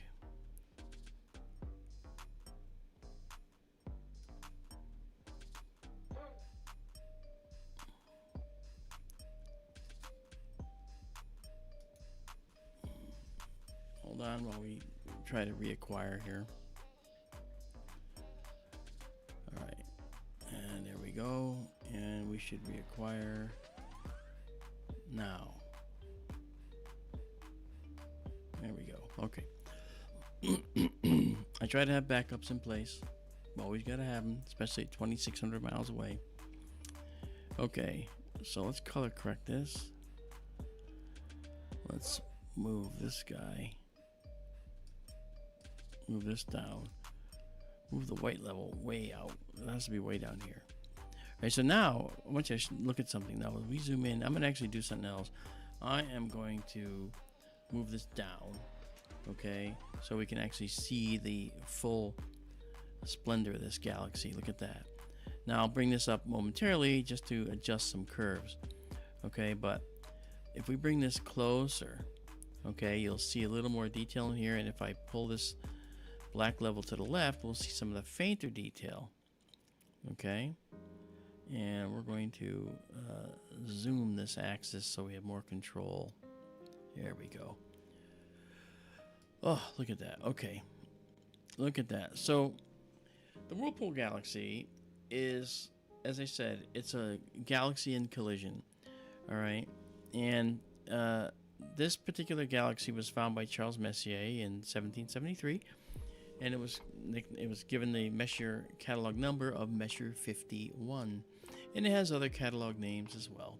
It's ARP 85. It's VV1. It's PGC 47404, NGC 5194.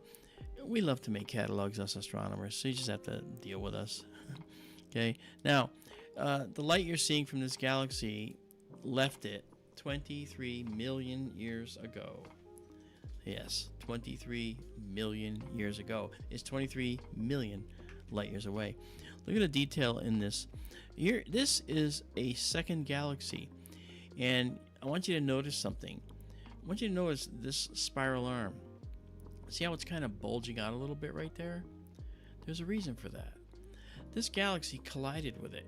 And what it's done is, as it's gone through, and I'm going to enlarge myself here just for a moment to show you this.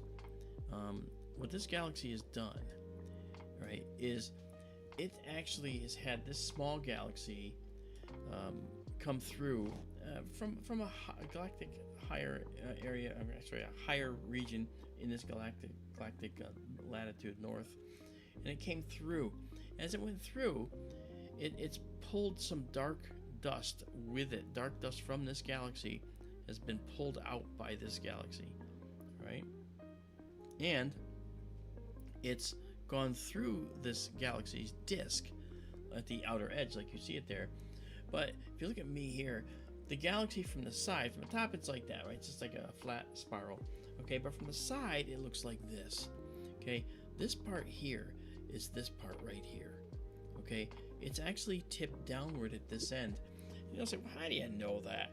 Well, we can measure the movement of the stars in the galaxy, and we can do these motion studies, and we detect that this part of the spiral arm is actually slipped downwards following this galaxy that collided with it that's moved through it. So from the side, it kind of looks like this. Here's the galaxy that collided, and here's the arc right here.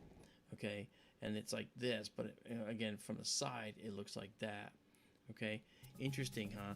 So you got the spiral arm bent down like this, warped, and this galaxy having pushed through. So it went like this, pushed down, and it's pulling on it. And as it's pulling on it, it's pulling stuff out of the galaxy, like this dark dust here was pulled out of the galaxy. So the whole galaxy is in interaction with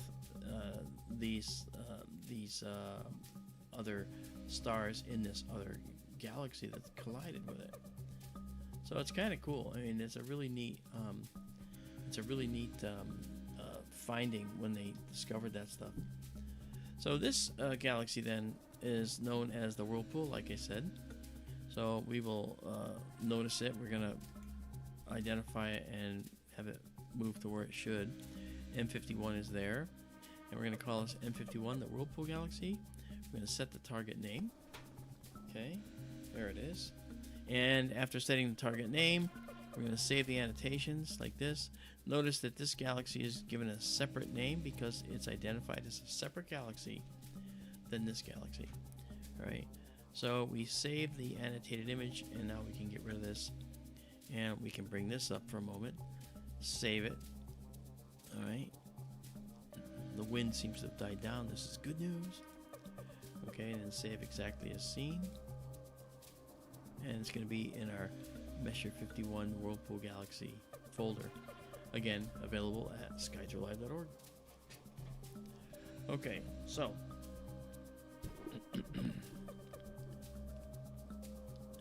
Ronald says, oh, he's asking, that's Kathy Prunasek, Ronald, not KG. What did you say, KG? That's okay. Yeah, so isn't this galaxy beautiful? Now, let's see if we can pull out a little more detail. All right, and we'll do that by changing this, bring this right up the white part of the curve. We can make it darker, see that?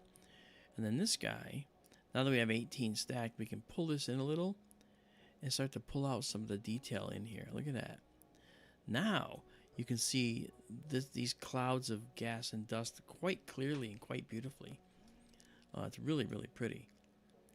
You can see how it goes way out here. In fact, let's zoom out a little bit and let's take a look at what else is in here. So I come over here. This is, or I'll do like what I call over processing. So I'm going to over process this now. Boom.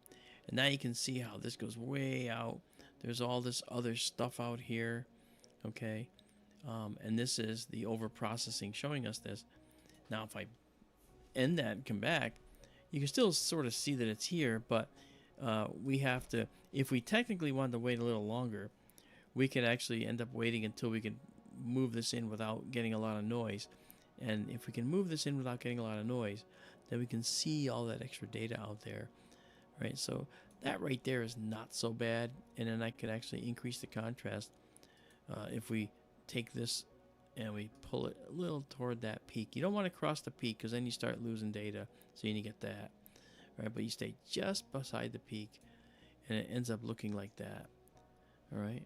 And now what we can do is let's just do a color correction, because the more data you get, the more the color is something we can modify. And it didn't move much, which is good. You'll notice that there's a lot of orange in here. That's because there's old stars in here in this galaxy, and there is star formation.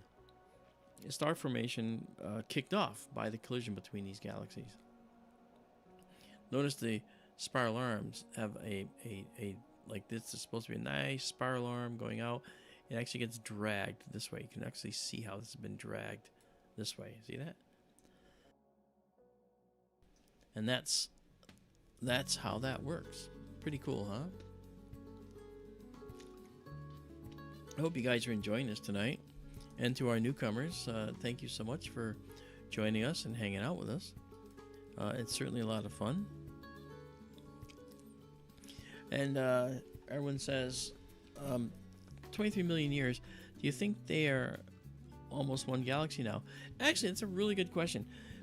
Motion studies show that these probably are orbiting each other in a wild elliptical fashion, and that it probably is just like one of the first times it's happened. It hasn't had time to destroy this galaxy yet, so we're still seeing this formation with the spiral arms really nicely. You'll notice in the galaxy, you see these dark lanes, these dark dust. All galaxies have these dark dust clouds.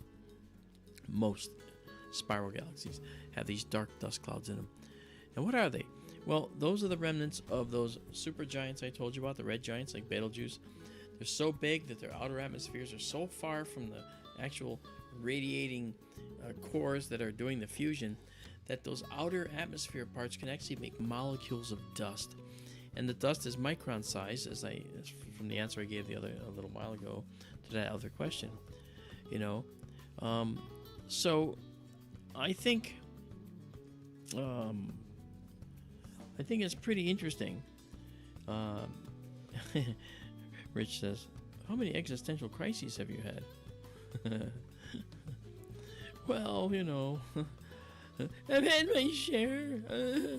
You know, but I actually I find the universe. You know, the universe is my cathedral. I actually absolutely love what the universe has to show me, and that's why I love showing it to you. I'll drop this down, kind of kill the noise a little bit, and show you a little bit better. Look at that. What an elegant image that is. That is so nice. That is so nice. Wow. Okay, we're going to save that. Now, what I will also do is I will many times save these images like this, and then I will process them fully so they look beautiful, and then I'll post them. So that's every now and then, so you get a free, fully processed one as well, which is really cool. How could you not? Now here's the other thing, guys, and I kind of alluded to this on the Y-Files the other day. Don't you think that galaxy could very well have, I'm pointing this way, not here, because I have a giant screens.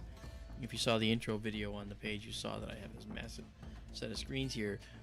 I have the broadcast, the observatory feed here, and the broadcast feed here. So 2 different screens, but it's here. That's where I'm looking at the same place. But don't you think that somewhere in here, there's probably going to be life? Probably in some of these dark lanes where there's older stars, the center core where there's older stars. There's going to be possibly some life on these planets in here, and there are going to be planets here. Potentially hundreds of millions of planets or more, and some of them might actually have life on them that may be approaching intelligence. You know, kind of like Earth almost has. That's a joke. Okay, so yeah, there could be intelligent life right there looking back at us, and I find that to be just one of the most amazing mysteries of our time. I really do. Dimitri says, "Have you watched the Pillars of Creation here already?" Oh yes, we have. Yep, we have looked at the Pillars of Creation, photographed them. They are available in our database. If you go do the pictures, you can look for the summer months, all right, like August and July and even June and September, and look through the images that we have there, and you might see Messier 16, which is the Eagle Nebula, which is also the Pillars of Creation within all of that. So that's kind of cool if you want to do that. So feel free, you know. This is beautiful. So, and here's the thing, guys. You're seeing this live in real time. This is live. This isn't a photo that is like from the other day or, 10 years ago, 3 years ago. This is now. This is happening right now. That's this galaxy right now. The light that you're seeing right now on this image left it 23 million years ago. And now it's gone. The light that is on this image is captured forever, but the light is passed through Earth and is gone. Okay? Yet we captured it here.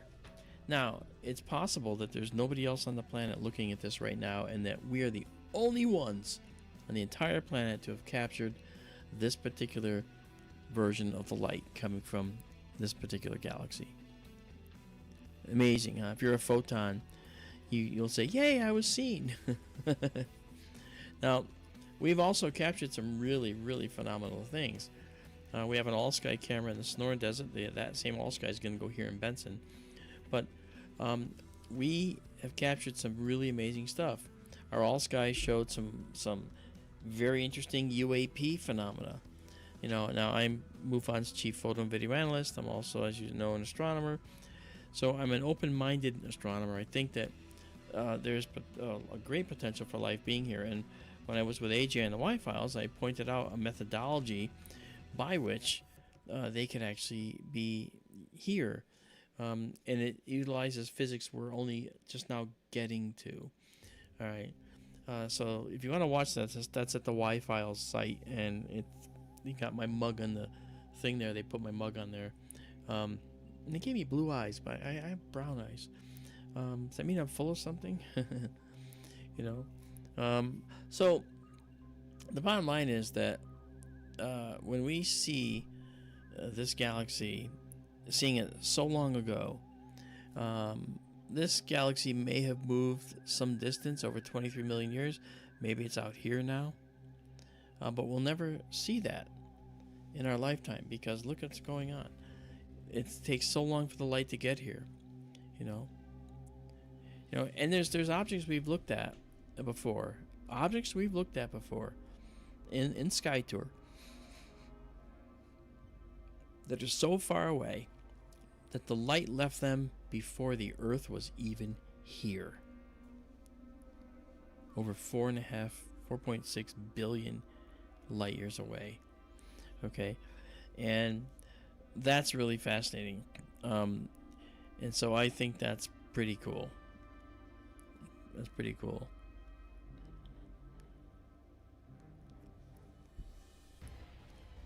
Dimitri, you're welcome. I'm very, very humbled that you're joining us from Argentina. I think that's fantastic that you've joined us. I'm going to bring this back up now. I'm going to dock it back up here like this.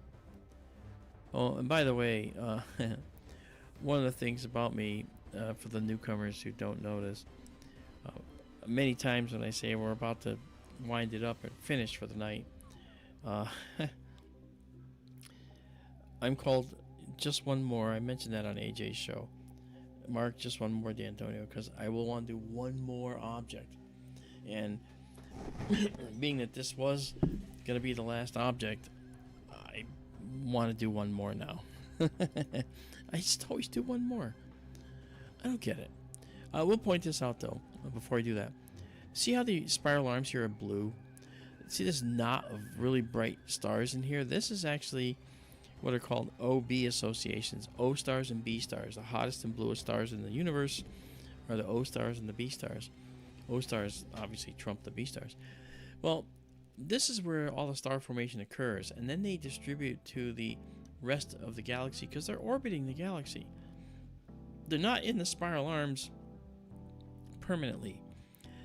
The spiral arms are a traffic jam, and I'm going to explain that before we move on to the next object, because this is a face-on galaxy. The stars are orbiting the galaxy. The spiral arms are not orbiting at the same speed. They move through the spiral arms. We move through the spiral arms. And how does that work? How do the spiral arms form? They're not formed by just stuff that's winding around the galaxy over time, because without something to slow down the spin out here, they would already be wound up tight. Over billions of years, this galaxy would have wound up, but it's not. It's kind of loose. So how could that happen? It happens because of the dark matter thing we talked about before. Right now, that's kind of a fudge factor until we find out what's really going on. That's my opinion. No one else's. But I will say this. If you look at this galaxy and you think about how the stars actually orbit, we've gone around our galaxy 19 and a half times since we formed. 19 and a half. Okay? So what that means is that we've gone through the spiral arms and exited the spiral arms, gone through them again, and it's like the star's motion's somewhat independent of the spiral arm motion. They are rotating slowly, Okay, but the star's motion is somewhat independent. Now, the reason is something that you actually know. You know the reason why this happens, you just don't know it yet. Those of you that commute to work, you get into a traffic jam. You approach the traffic jam, the lights go on, you slow down, you stop for a little while, you move along, crawl, and boom, you get out. Now, if you watch that from a helicopter, if your car was red and all the others were black, you'd see your red car come in and slow down. Then your red car would kind of go through, and then finally it would come out of the traffic jam and continue on the way. The traffic jam is behind you, all right? But it's still there. And the black cars are making their way out of the traffic jam, and the cars coming in are entering the traffic jam. So the stars are the cars, okay? And the traffic jam are the spiral arms. Think about that analogy. That is more of a analogy of how spiral arms and galaxies work. And that, I know that's like a mind-bending thought process to think about. And so that's how that works, you know. Let's see, we got Norge Ancestry. Hey, how you doing, man? We've talked before, Norge Ancestry. Jeg un astronomo. That's a Norwegian for I am an astronomer. When I did my speaking tour in Norway, I spoke a little Norwegian to the audience to let them know that I was making an effort. You know, I didn't have a whole lot I could say, but when you're surrounded by people only speaking Norwegian, you learn, and so I wanted to make sure I knew what I was talking about a little bit. That was kind of fun. Bergen was stunning. I really liked the drive from Lunda and Oslo to Bergen. It was a 6-hour ride through every single set from Game of Thrones.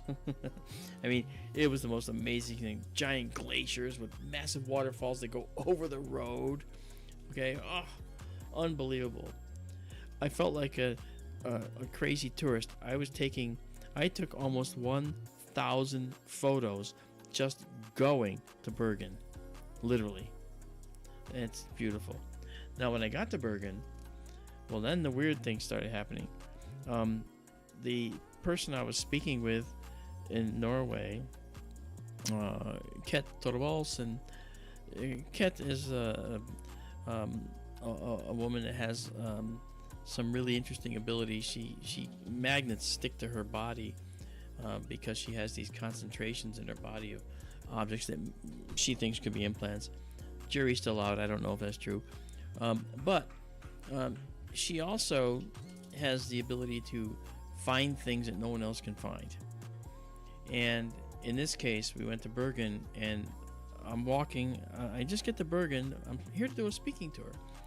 But now I'm in the woods with Ket and the police, the Bergen police, because Ket thinks she knows the location of a murdered woman's body. What? And my first thought was, she did it. You know, she had to have done it.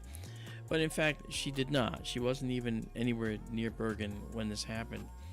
And she actually identified the assailant who they ended up actually catching. And it was him. She was absolutely right. So here's the thing that's interesting about that. It was a rainy day. Bergen's forests are just unbelievable. It's green moss on all the trees. It's a green forest of moss. It's the most oddest thing. Oh yeah, Ronald, you got to meet her. Okay. And so the funny thing is, somebody had stand by me. So the funny thing was, there was a guy, Tomatic, and he had a metal detector, and he's walking through a field, a mushy field. It was mostly mud. He's walking these high waders, and he's going over, and she says, here. She's here, and she's pointing to a spot in this field. And she marks it with a very long stick, and he goes over it. He's not getting any hits on the metal detector. He goes over this one spot. Boop, boop, boop. No, wait a minute. It was known that she had a bracelet, and so Ket was saying that's her bracelet. So Tomatic didn't wait for the forensic team to arrive. He literally got down on his hands and knees and he reached down through this mud and came up with an arm bone. And it's like, oh my gosh, what am I doing in these woods? I mean, this is crazy.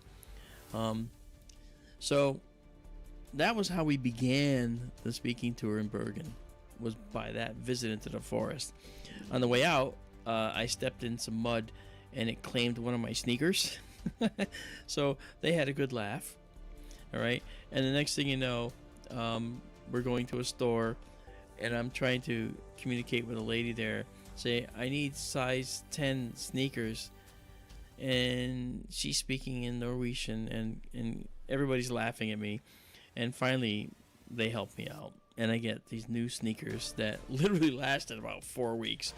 I don't know the products they make over there. But anyway, it was a real fun time. So I couldn't just do a simple speaking tour, guys. What the heck, you know? What's going on? You know? Meanwhile, we now have 50 images here, so this is good. And we'll stop here. Alright, so I told you about spiral arms. I told you about the blue areas in the galaxy being where the hot young stars are. The dust is created by the old stars, the red giants, and by supernovae. Okay. And this is a galaxy in collision. This is really a really pretty picture. I'm going to pull up this detail now. Oh, look at that. Yeah, this is nice. Really nice. All right, now, if you want to know the actual size on the frame, then what I'll do is fit the height and you'll see it. See, it's actually pretty big. It's pretty big on this frame. Okay, so let me just do one last thing here. Let's try this. Oh yeah, that's good. That's actually the good color rendering. So we'll save this just a scene like that. Perfect. All right. I actually wanted to go talk to the, you know, what's his name there? The guy from the Hezbollah Lights. Come on, I know his name. Oh my gosh, it's on the tip of my tongue. Dang. He's a friend. I talked to him, and I can't remember his I can't remember his actual name. How sad. Hezbollah Lights. Really nice guy. And the Hezbollah Lights are interesting. I didn't go to see them. But if you don't know what they are, the Hezbollah Lights are lights that look like phantom lights on the landscape. And some are up in the air, some are down low. Corollary to those are the Marfa lights in Texas that were seen and photographed for some time. Really something. Okay, I'm going to save this now and we'll get out of this. Save exactly a scene. Okay, that's beautiful. And that's going to be a beautiful, stunning photo. Again, skytourlive.org. Go up into our portal there and scroll down to I Want Cool Pictures and you can get them. Yeah.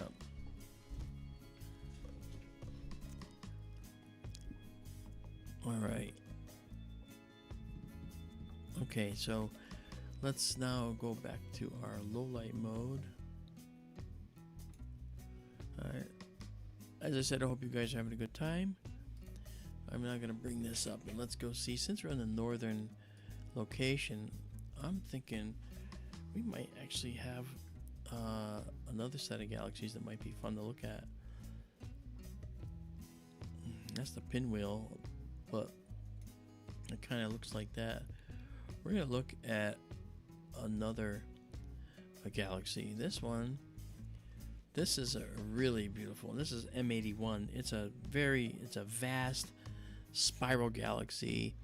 It's literally 11, almost 12 million light years away. And I think that's a good galaxy to look at. So we'll head over there now. You'll notice the galaxy in the telescope. You see the telescope moving. All right. And here we go, winding around.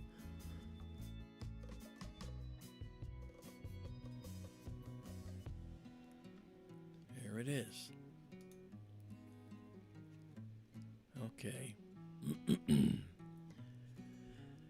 It's probably close, but we're gonna do a 10-second photo to make sure, or 12-second photo. Okay, now we'll do this. Come in here, get rid of that, and now the 12-second photo will do that. Let's actually move our camera for the telescope. Actually, move the telescope. Yeah, I know it's doing that. I should have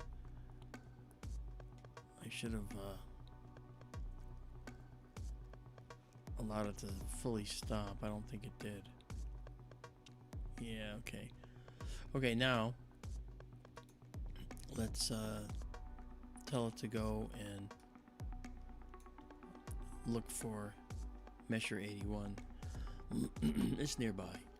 It's only 0.32 degrees away. And then it'll be a 12-second shot to get there, but when I tell it to go 1 second, it'll be right there in the middle. There it is. Very nice. Okay. This is our galaxy that we're going to look at now, and I'm going to try and bring this down a little bit. There we go. Okay, that's good. And then we'll see if we can grab a guide star here. Yeah. Oh, yeah. Oh, part of the galaxy is in the view. That's actually another galaxy right nearby. Right, and let's actually stop this. And let's see if we can grab a good guide star. Oh, yeah, that's a good guide star. All right. Okay, looks like we've stabilized on the centroid. Okay. So, now we're going to do a... we'll do 30 seconds because this is going to be a little quicker. We're at 200 gain, so that is a little more noise, but it'll be worth it when you see what comes out of it. By the way, Thursday I'm leaving for Arkansas because I will be keynote speaker at the Arkansas Ozark Mountain UFO Conference. And I'll be talking about how we find planets and possibly life on other worlds. Okay, here we go. Okay, look at that. It doesn't look like much until we do this. Look at that.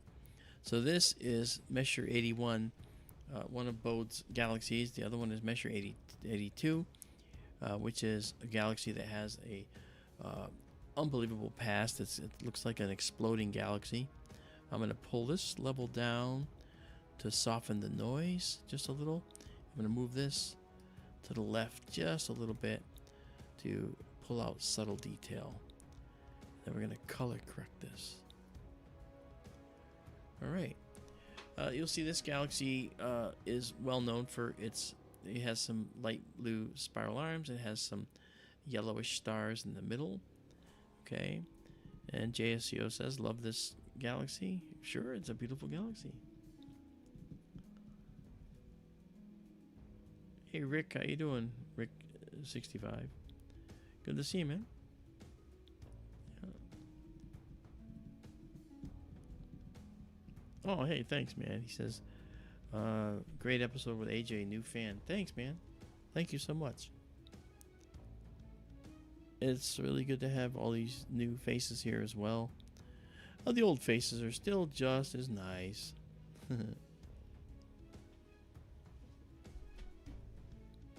Okay, now you'll notice we have 3 images.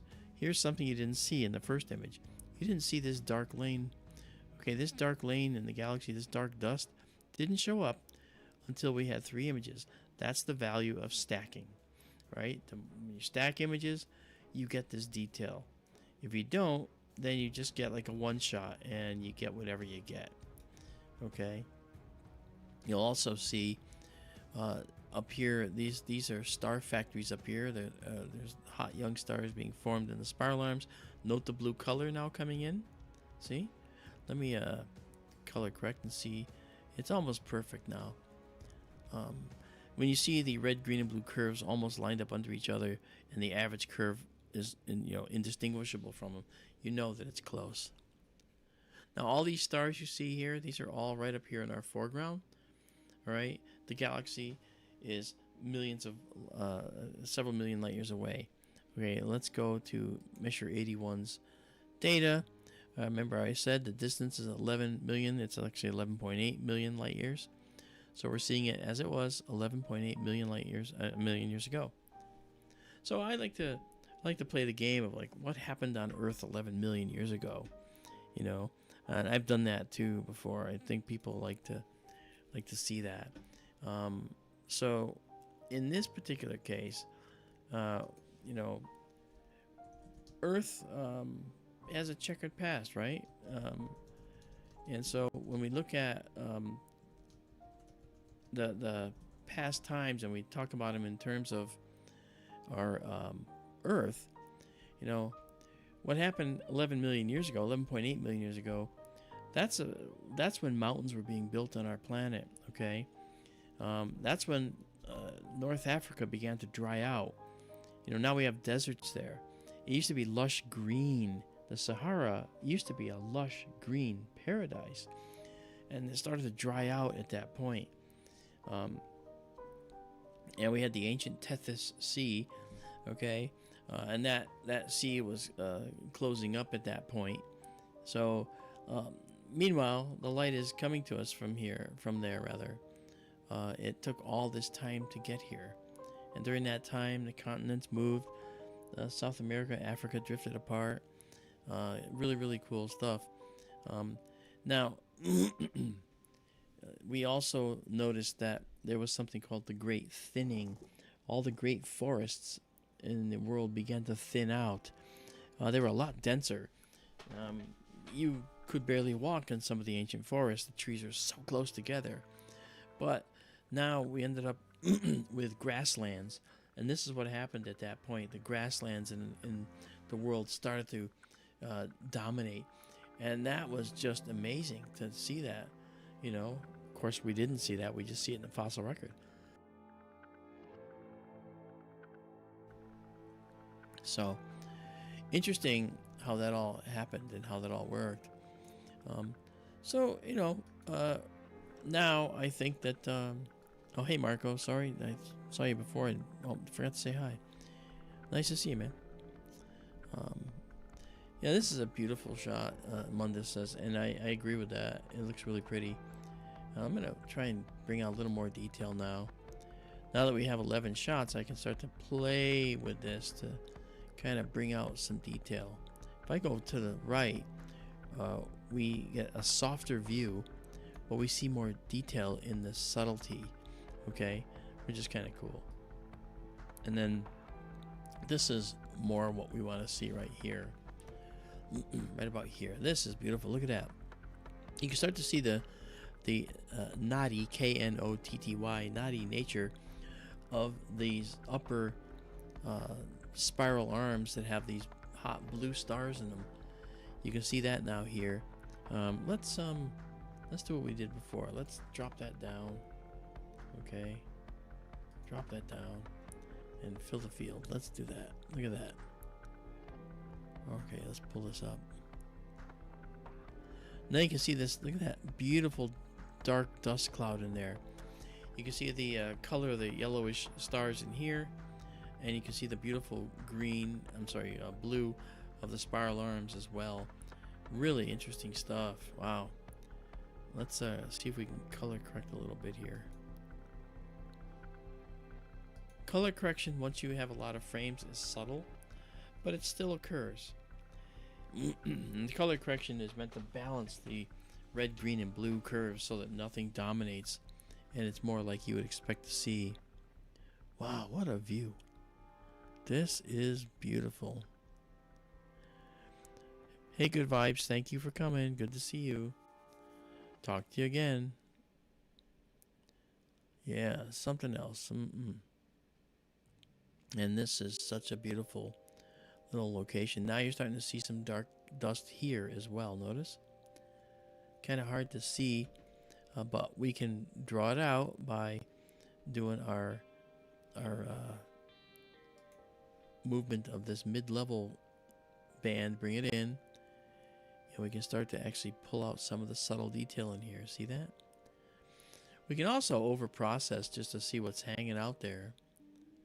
And look at that. Now you can see the OB associations up here with the stars. You can see the complexities of the spiral arms. This is where the exposure's heading to if we let it. Okay, this is where it's heading to. All right. But I like to keep it a little bit more viewable. This is more viewable. Now we can still pull that mid-level slider in, but what a beautiful shot.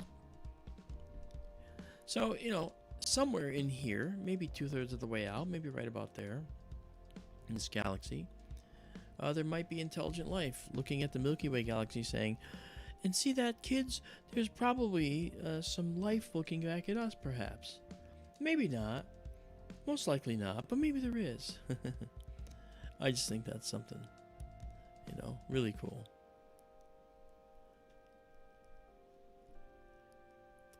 Hey, thanks a lot, man. That's the Quaff. Hey, Quaff, how you doing? Thanks for joining us.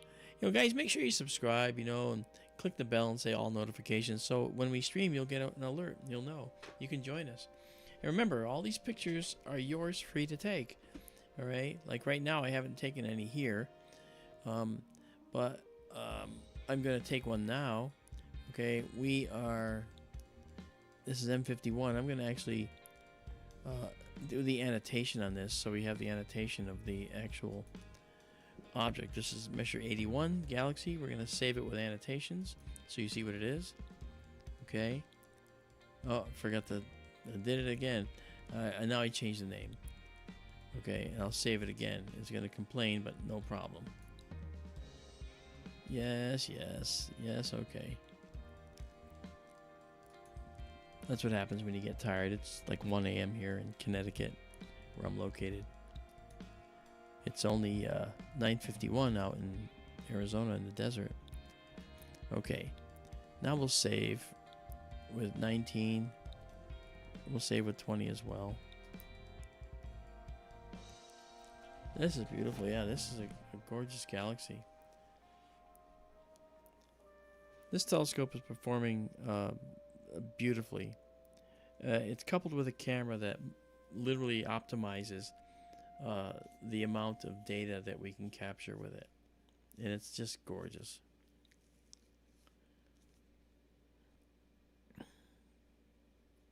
Hey, Kathy, thank you. That's a nice thing to tell him. Tell him or her. I don't know. I don't know if the quaff is male or female. You guys have to forgive me for that. If I see him or her, I don't know. I know Kathy, KP. I've known her for years. So I know that Kathy's a female.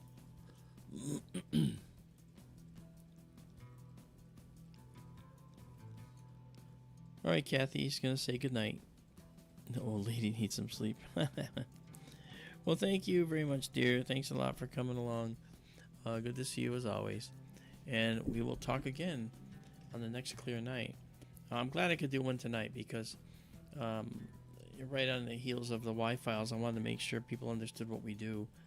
And so thanks, Quaff. Thanks for telling me. And so I want to make sure people understood what we do. And that it's not just something, silly or whatever. This is, for me, serious business. Serious business. I want people to understand astronomy. And I want to make it something that they can participate in. Hopefully I describe things in a way that you all understand. I've been told that's kind of like a superpower, or can take the complex and make it easier to understand. If so, I'm happy if that's true. And yeah, Fantasy says M81 is gorgeous. Hope when the timing is right and we can do the Messier Marathon. Yes. Now I have to explain it. Okay, what's the Messier Marathon? Okay, Messier had a bunch of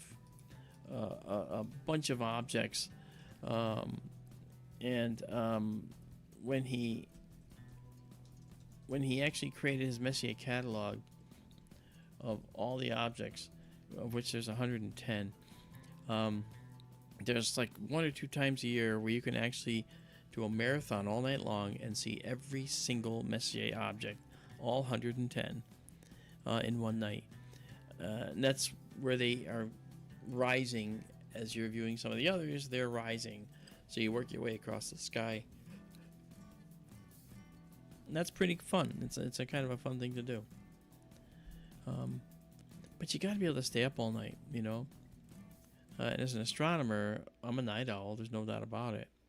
But it does take a toll, you know. And when I fly to Arizona to administer the observatories, I usually get a nonstop flight. Actually, Breeze Airlines out of Hartford, Connecticut, Phoenix in about 5.5 hours, and I let someone else do the driving. Right? I used to go to Phoenix in the early morning at like 6 in the morning. I'd get there on flight 419, believe it or not. I'd stay till 3:30 in the afternoon working on a project and fly back that night. And then say, did I see cactus today? You know, and I used to do that for months until I realized, I think I'm going to just hang out here for an extra day. And I fell in love. And then I started to realize there's a lot of dark sky sites here. And I began hunting them down. I found friends that I have in the desert who live in extremely dark areas. And they agreed to let me set up a observatory out there, which I did in the Sonoran Desert. And they're going to be, leaving that property soon. So we're moving that Sonoran telescope down to a building in Benson. And that's going to be really, really fascinating, because now we're going to have the same sky under the same two different telescopes. And it'll be great to watch that happen. And you'll be along with us. You'll be coming for the ride. And you're allowed. Okay. Let's see here. Let's go grab that telescope view. All right, let's move over a little bit. There we go. I just want to bring that telescope back into the view up there. You know, I only said I was going to do it about an hour ago. Here is our internet right there. We have Starlink. And there is an internet here on site for the astronomers on this site.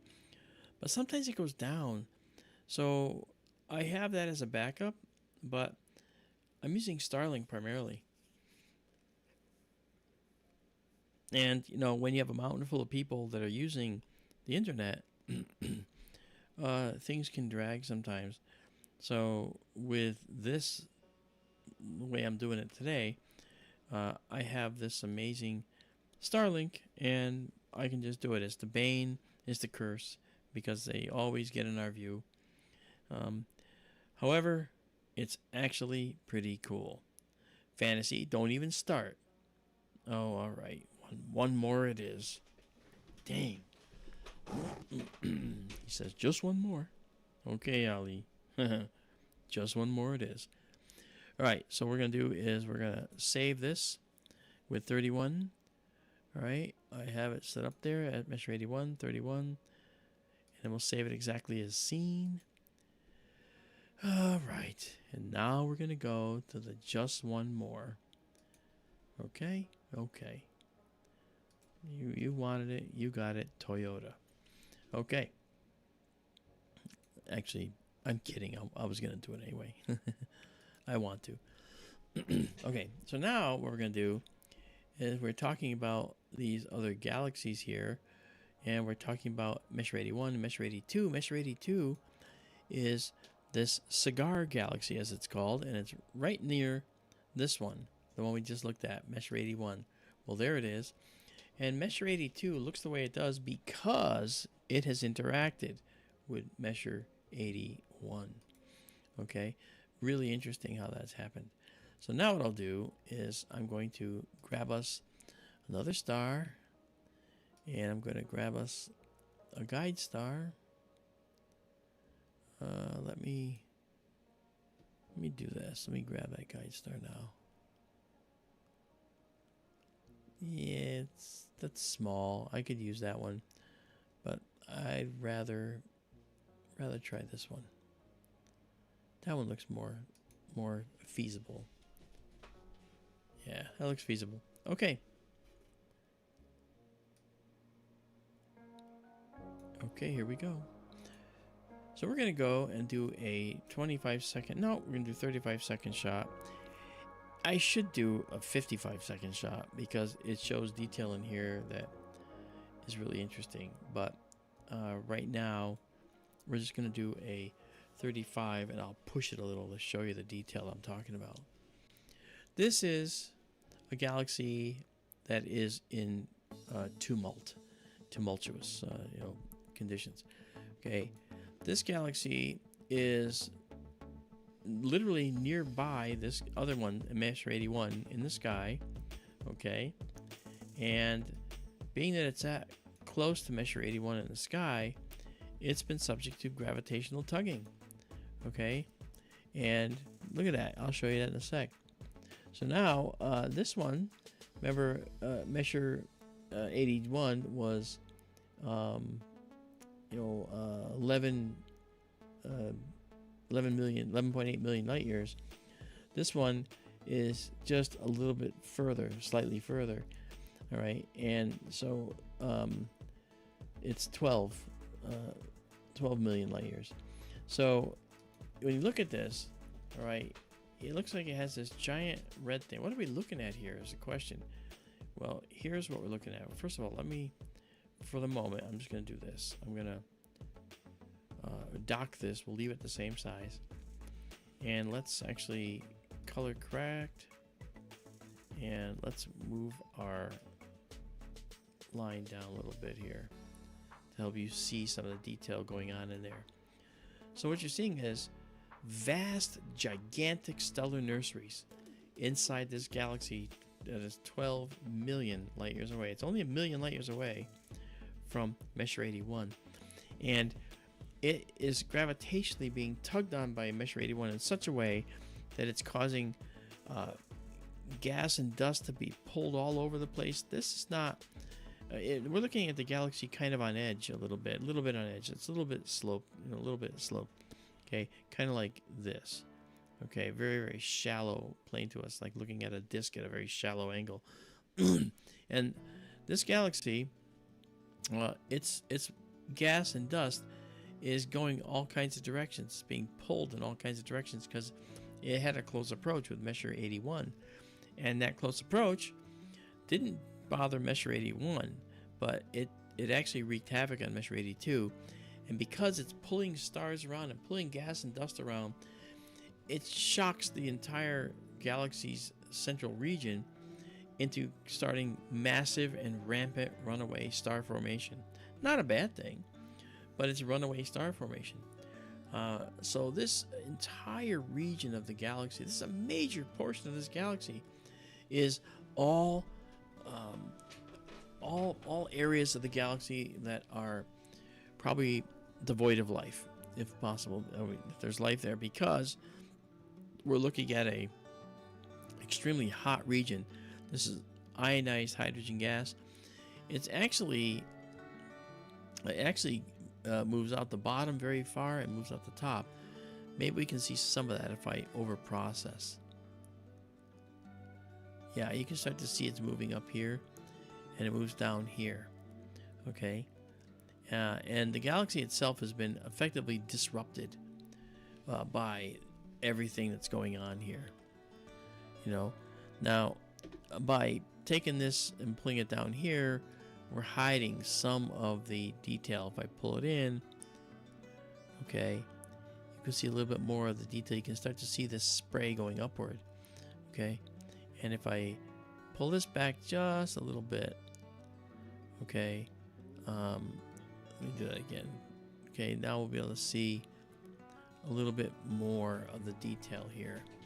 You can see this region of material moving up and this region moving down just a little bit better. But again, the galaxy has been really totally disrupted. Again, we're looking at it like a shallow plane like this, like a shallow disk. And so it's kind of going like this, right? There's near us, away from us, near us, away from us. And so this spiral arm, you can kind of see that it looks right. This one does not look right. This one goes off on a weird angle. So the stars and the dust are being pulled in all directions because of Measure 81, so that you can literally see it here. You see what's happening. Okay, now this gives us another look at it too. Something else, isn't it? It's really, really pretty to see that. It's also interesting because we learn a lot about the universe by looking at what's going on in the sky like this. Michael Hedrick says he's going to say goodnight. All right, man. Thanks for coming out. It is 1 a.m. 1:05 here in Connecticut. And Gary has left us. He's going to go to bed. That's okay. I'm going to too. But not yet.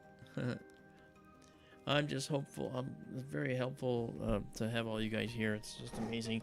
Glad to see all the new attendees. Thank you for coming out. And there'll probably be more in time. Looking forward to that. So we'll just do this a little longer on this, and then we'll call it a night. But boy, oh boy, it's really something. And let me go check out something here. Yeah. All right, let's go.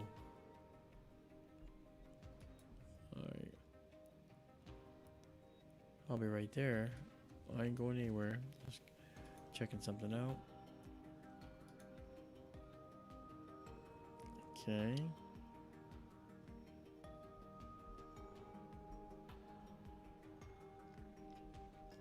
All right, and now let's see.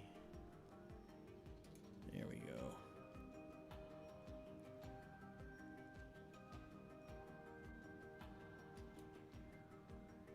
Okay.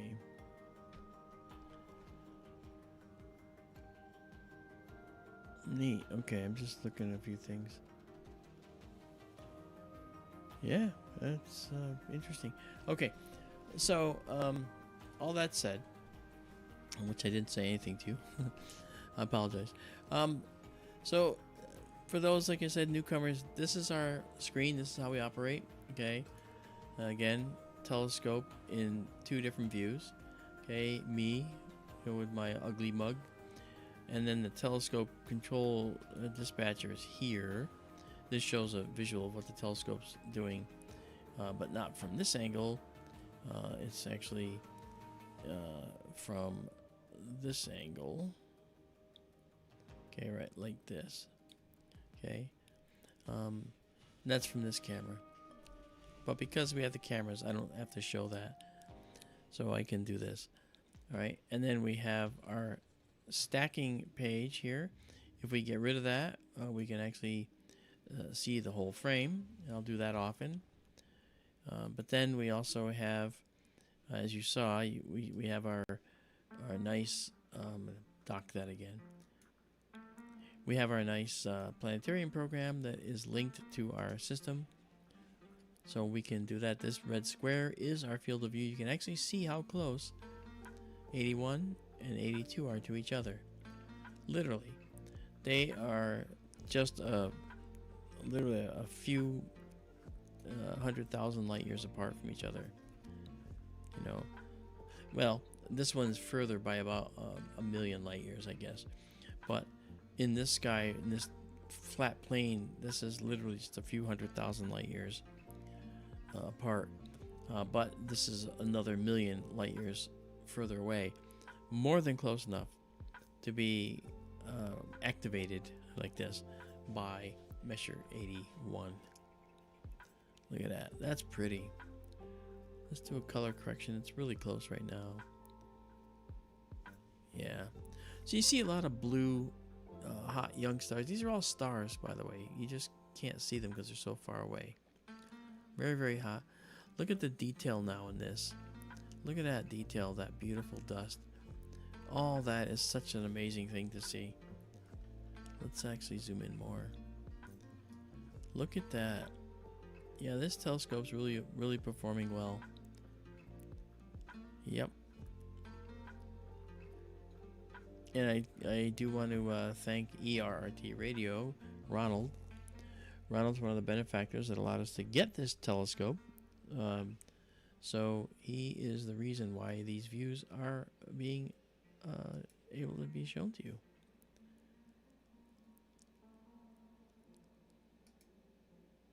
So you can say thank you to him if you want to.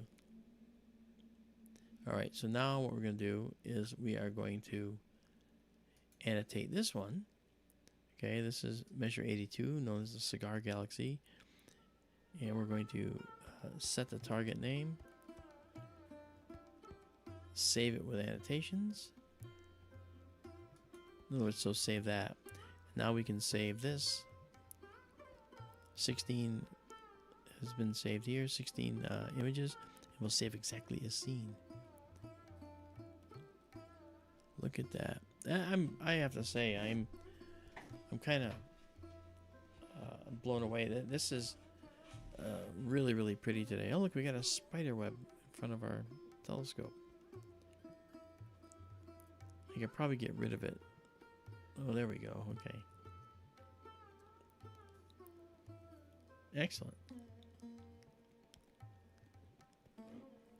I'm going to go back and we're going to look at early on. That looked like a Falcon 9 launch that we caught going over the build. Yeah, no, you gave us a nice donation, and we went to Starizona in Tucson. It's our go-to place. It should be yours too. They can get you anything you want in telescopes. Tell them I sent you. Who knows? They might give you a deal because they know me very well. We're all good friends now. Yeah. You'll probably get David when he answers the phone. You'll get Steve. Okay. You might get Scott. You might get Uriah. You're going to get a bunch of very helpful people at Starizona in Tucson, Arizona. And they have a starizona.com. It's an interesting play on word, right? Star and Arizona together, Starizona. I like it. Yep. Okay, we're at 19. We're going to go to 20.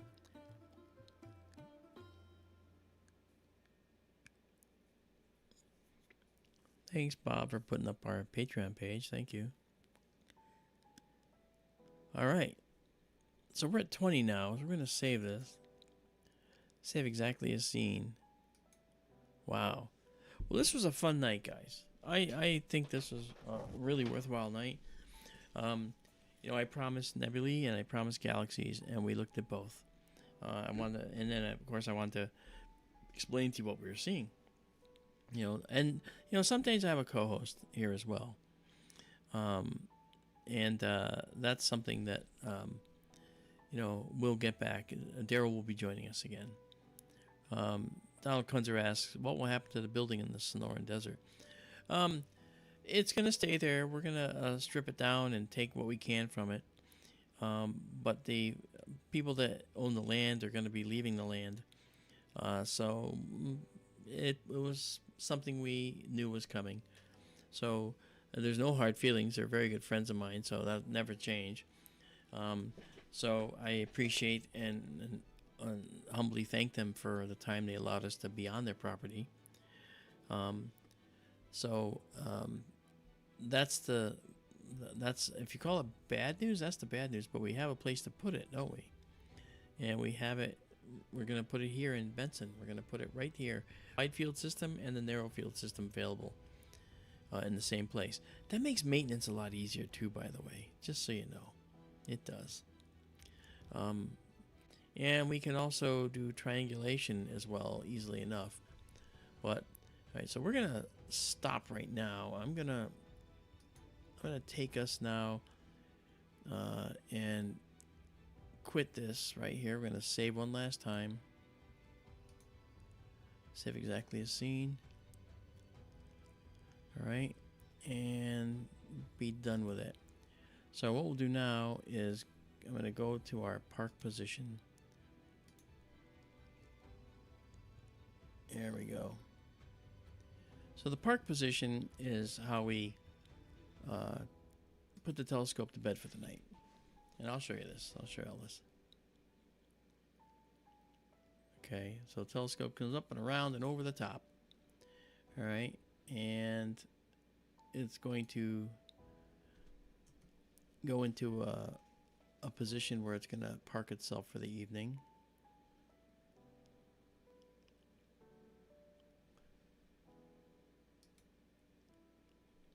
Here it comes. You can see it moving here too. And you'll see it block the light, and it goes just below the opening there, and it reaches a park position right here. And so now it's parked. So we're done. And it's below the roof. Okay, and we'll disconnect the telescope. The telescope's now disconnected, and we can bring this out to show you. This is cool to watch this. This is neat. All right, and then this guy here as well. All right, now I wrote a program to actually, while we're here, let me show you around the sky here. All right, while we're here.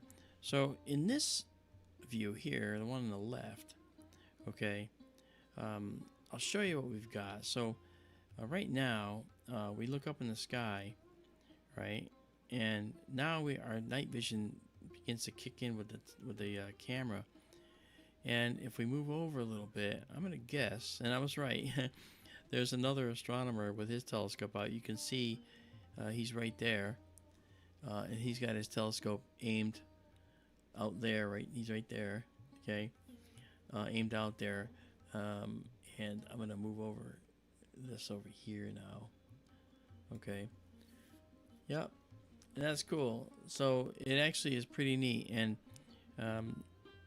yeah, you see some light on the horizon, but you don't see that when you're there. These are very sensitive cameras. All right. So over here now we've got the rest of the sky. This is toward the west. All right. So it's actually a very beautiful sky. In the summertime, you'll easily see the Milky Way with this camera. It was amazing how it was so visible. Okay, so now what I'll do is do this. So now there's the telescope. It's parked, put away for the night. And what I'll do next is bring up our program I wrote, which does the housekeeping for the building. I wrote this program to do this stuff, and so what we'll do now is we can turn off the power. Okay, there it is. Power has been shut off, and you heard a little to-do. Okay, as our USB power went off, and then we'll shut the roof. So here we go. Ta-da! Here's the roof shutting, and so this is how we close up for the evening. Okay, the roof comes right at us. It's coming right for us. You know, there it is at night. So now you got to see that. So I thought I would show that to you because I actually don't think I've shown that too much to you guys, and I probably should have. I wanted to. Okay. All right. Observatory is closed. Program can close. This can close. The complaint will be met with an accept. I can then shut this and close this for the evening. And that leaves us with our desktop. Thank you guys. So good to see you. Thanks for coming, and we can do this all again next time we have a clear night out there. Okay? So thank you once again. Talk to you later. And hey, remember, keep looking up. Good night, everybody.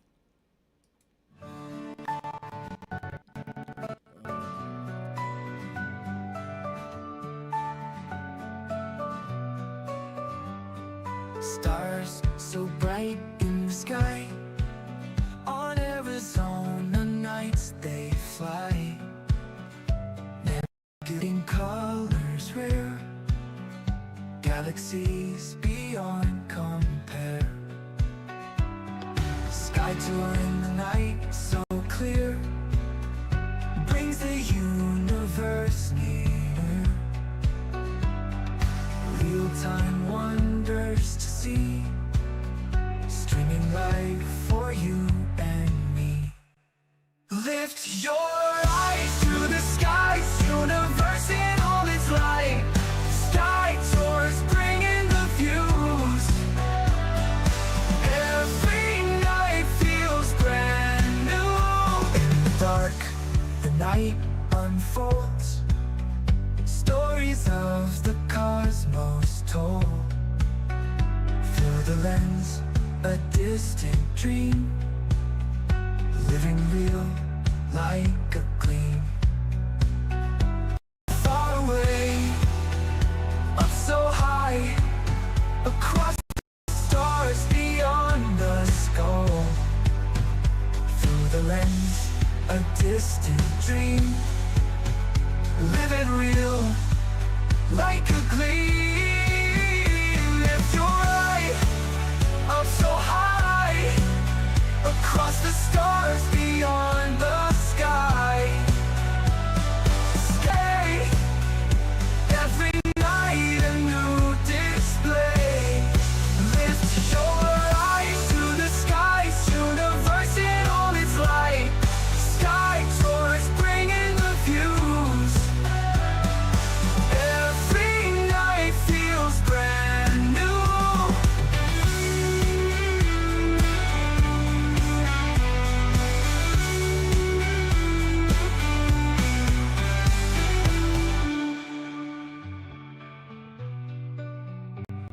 To the skies, universe in all its light.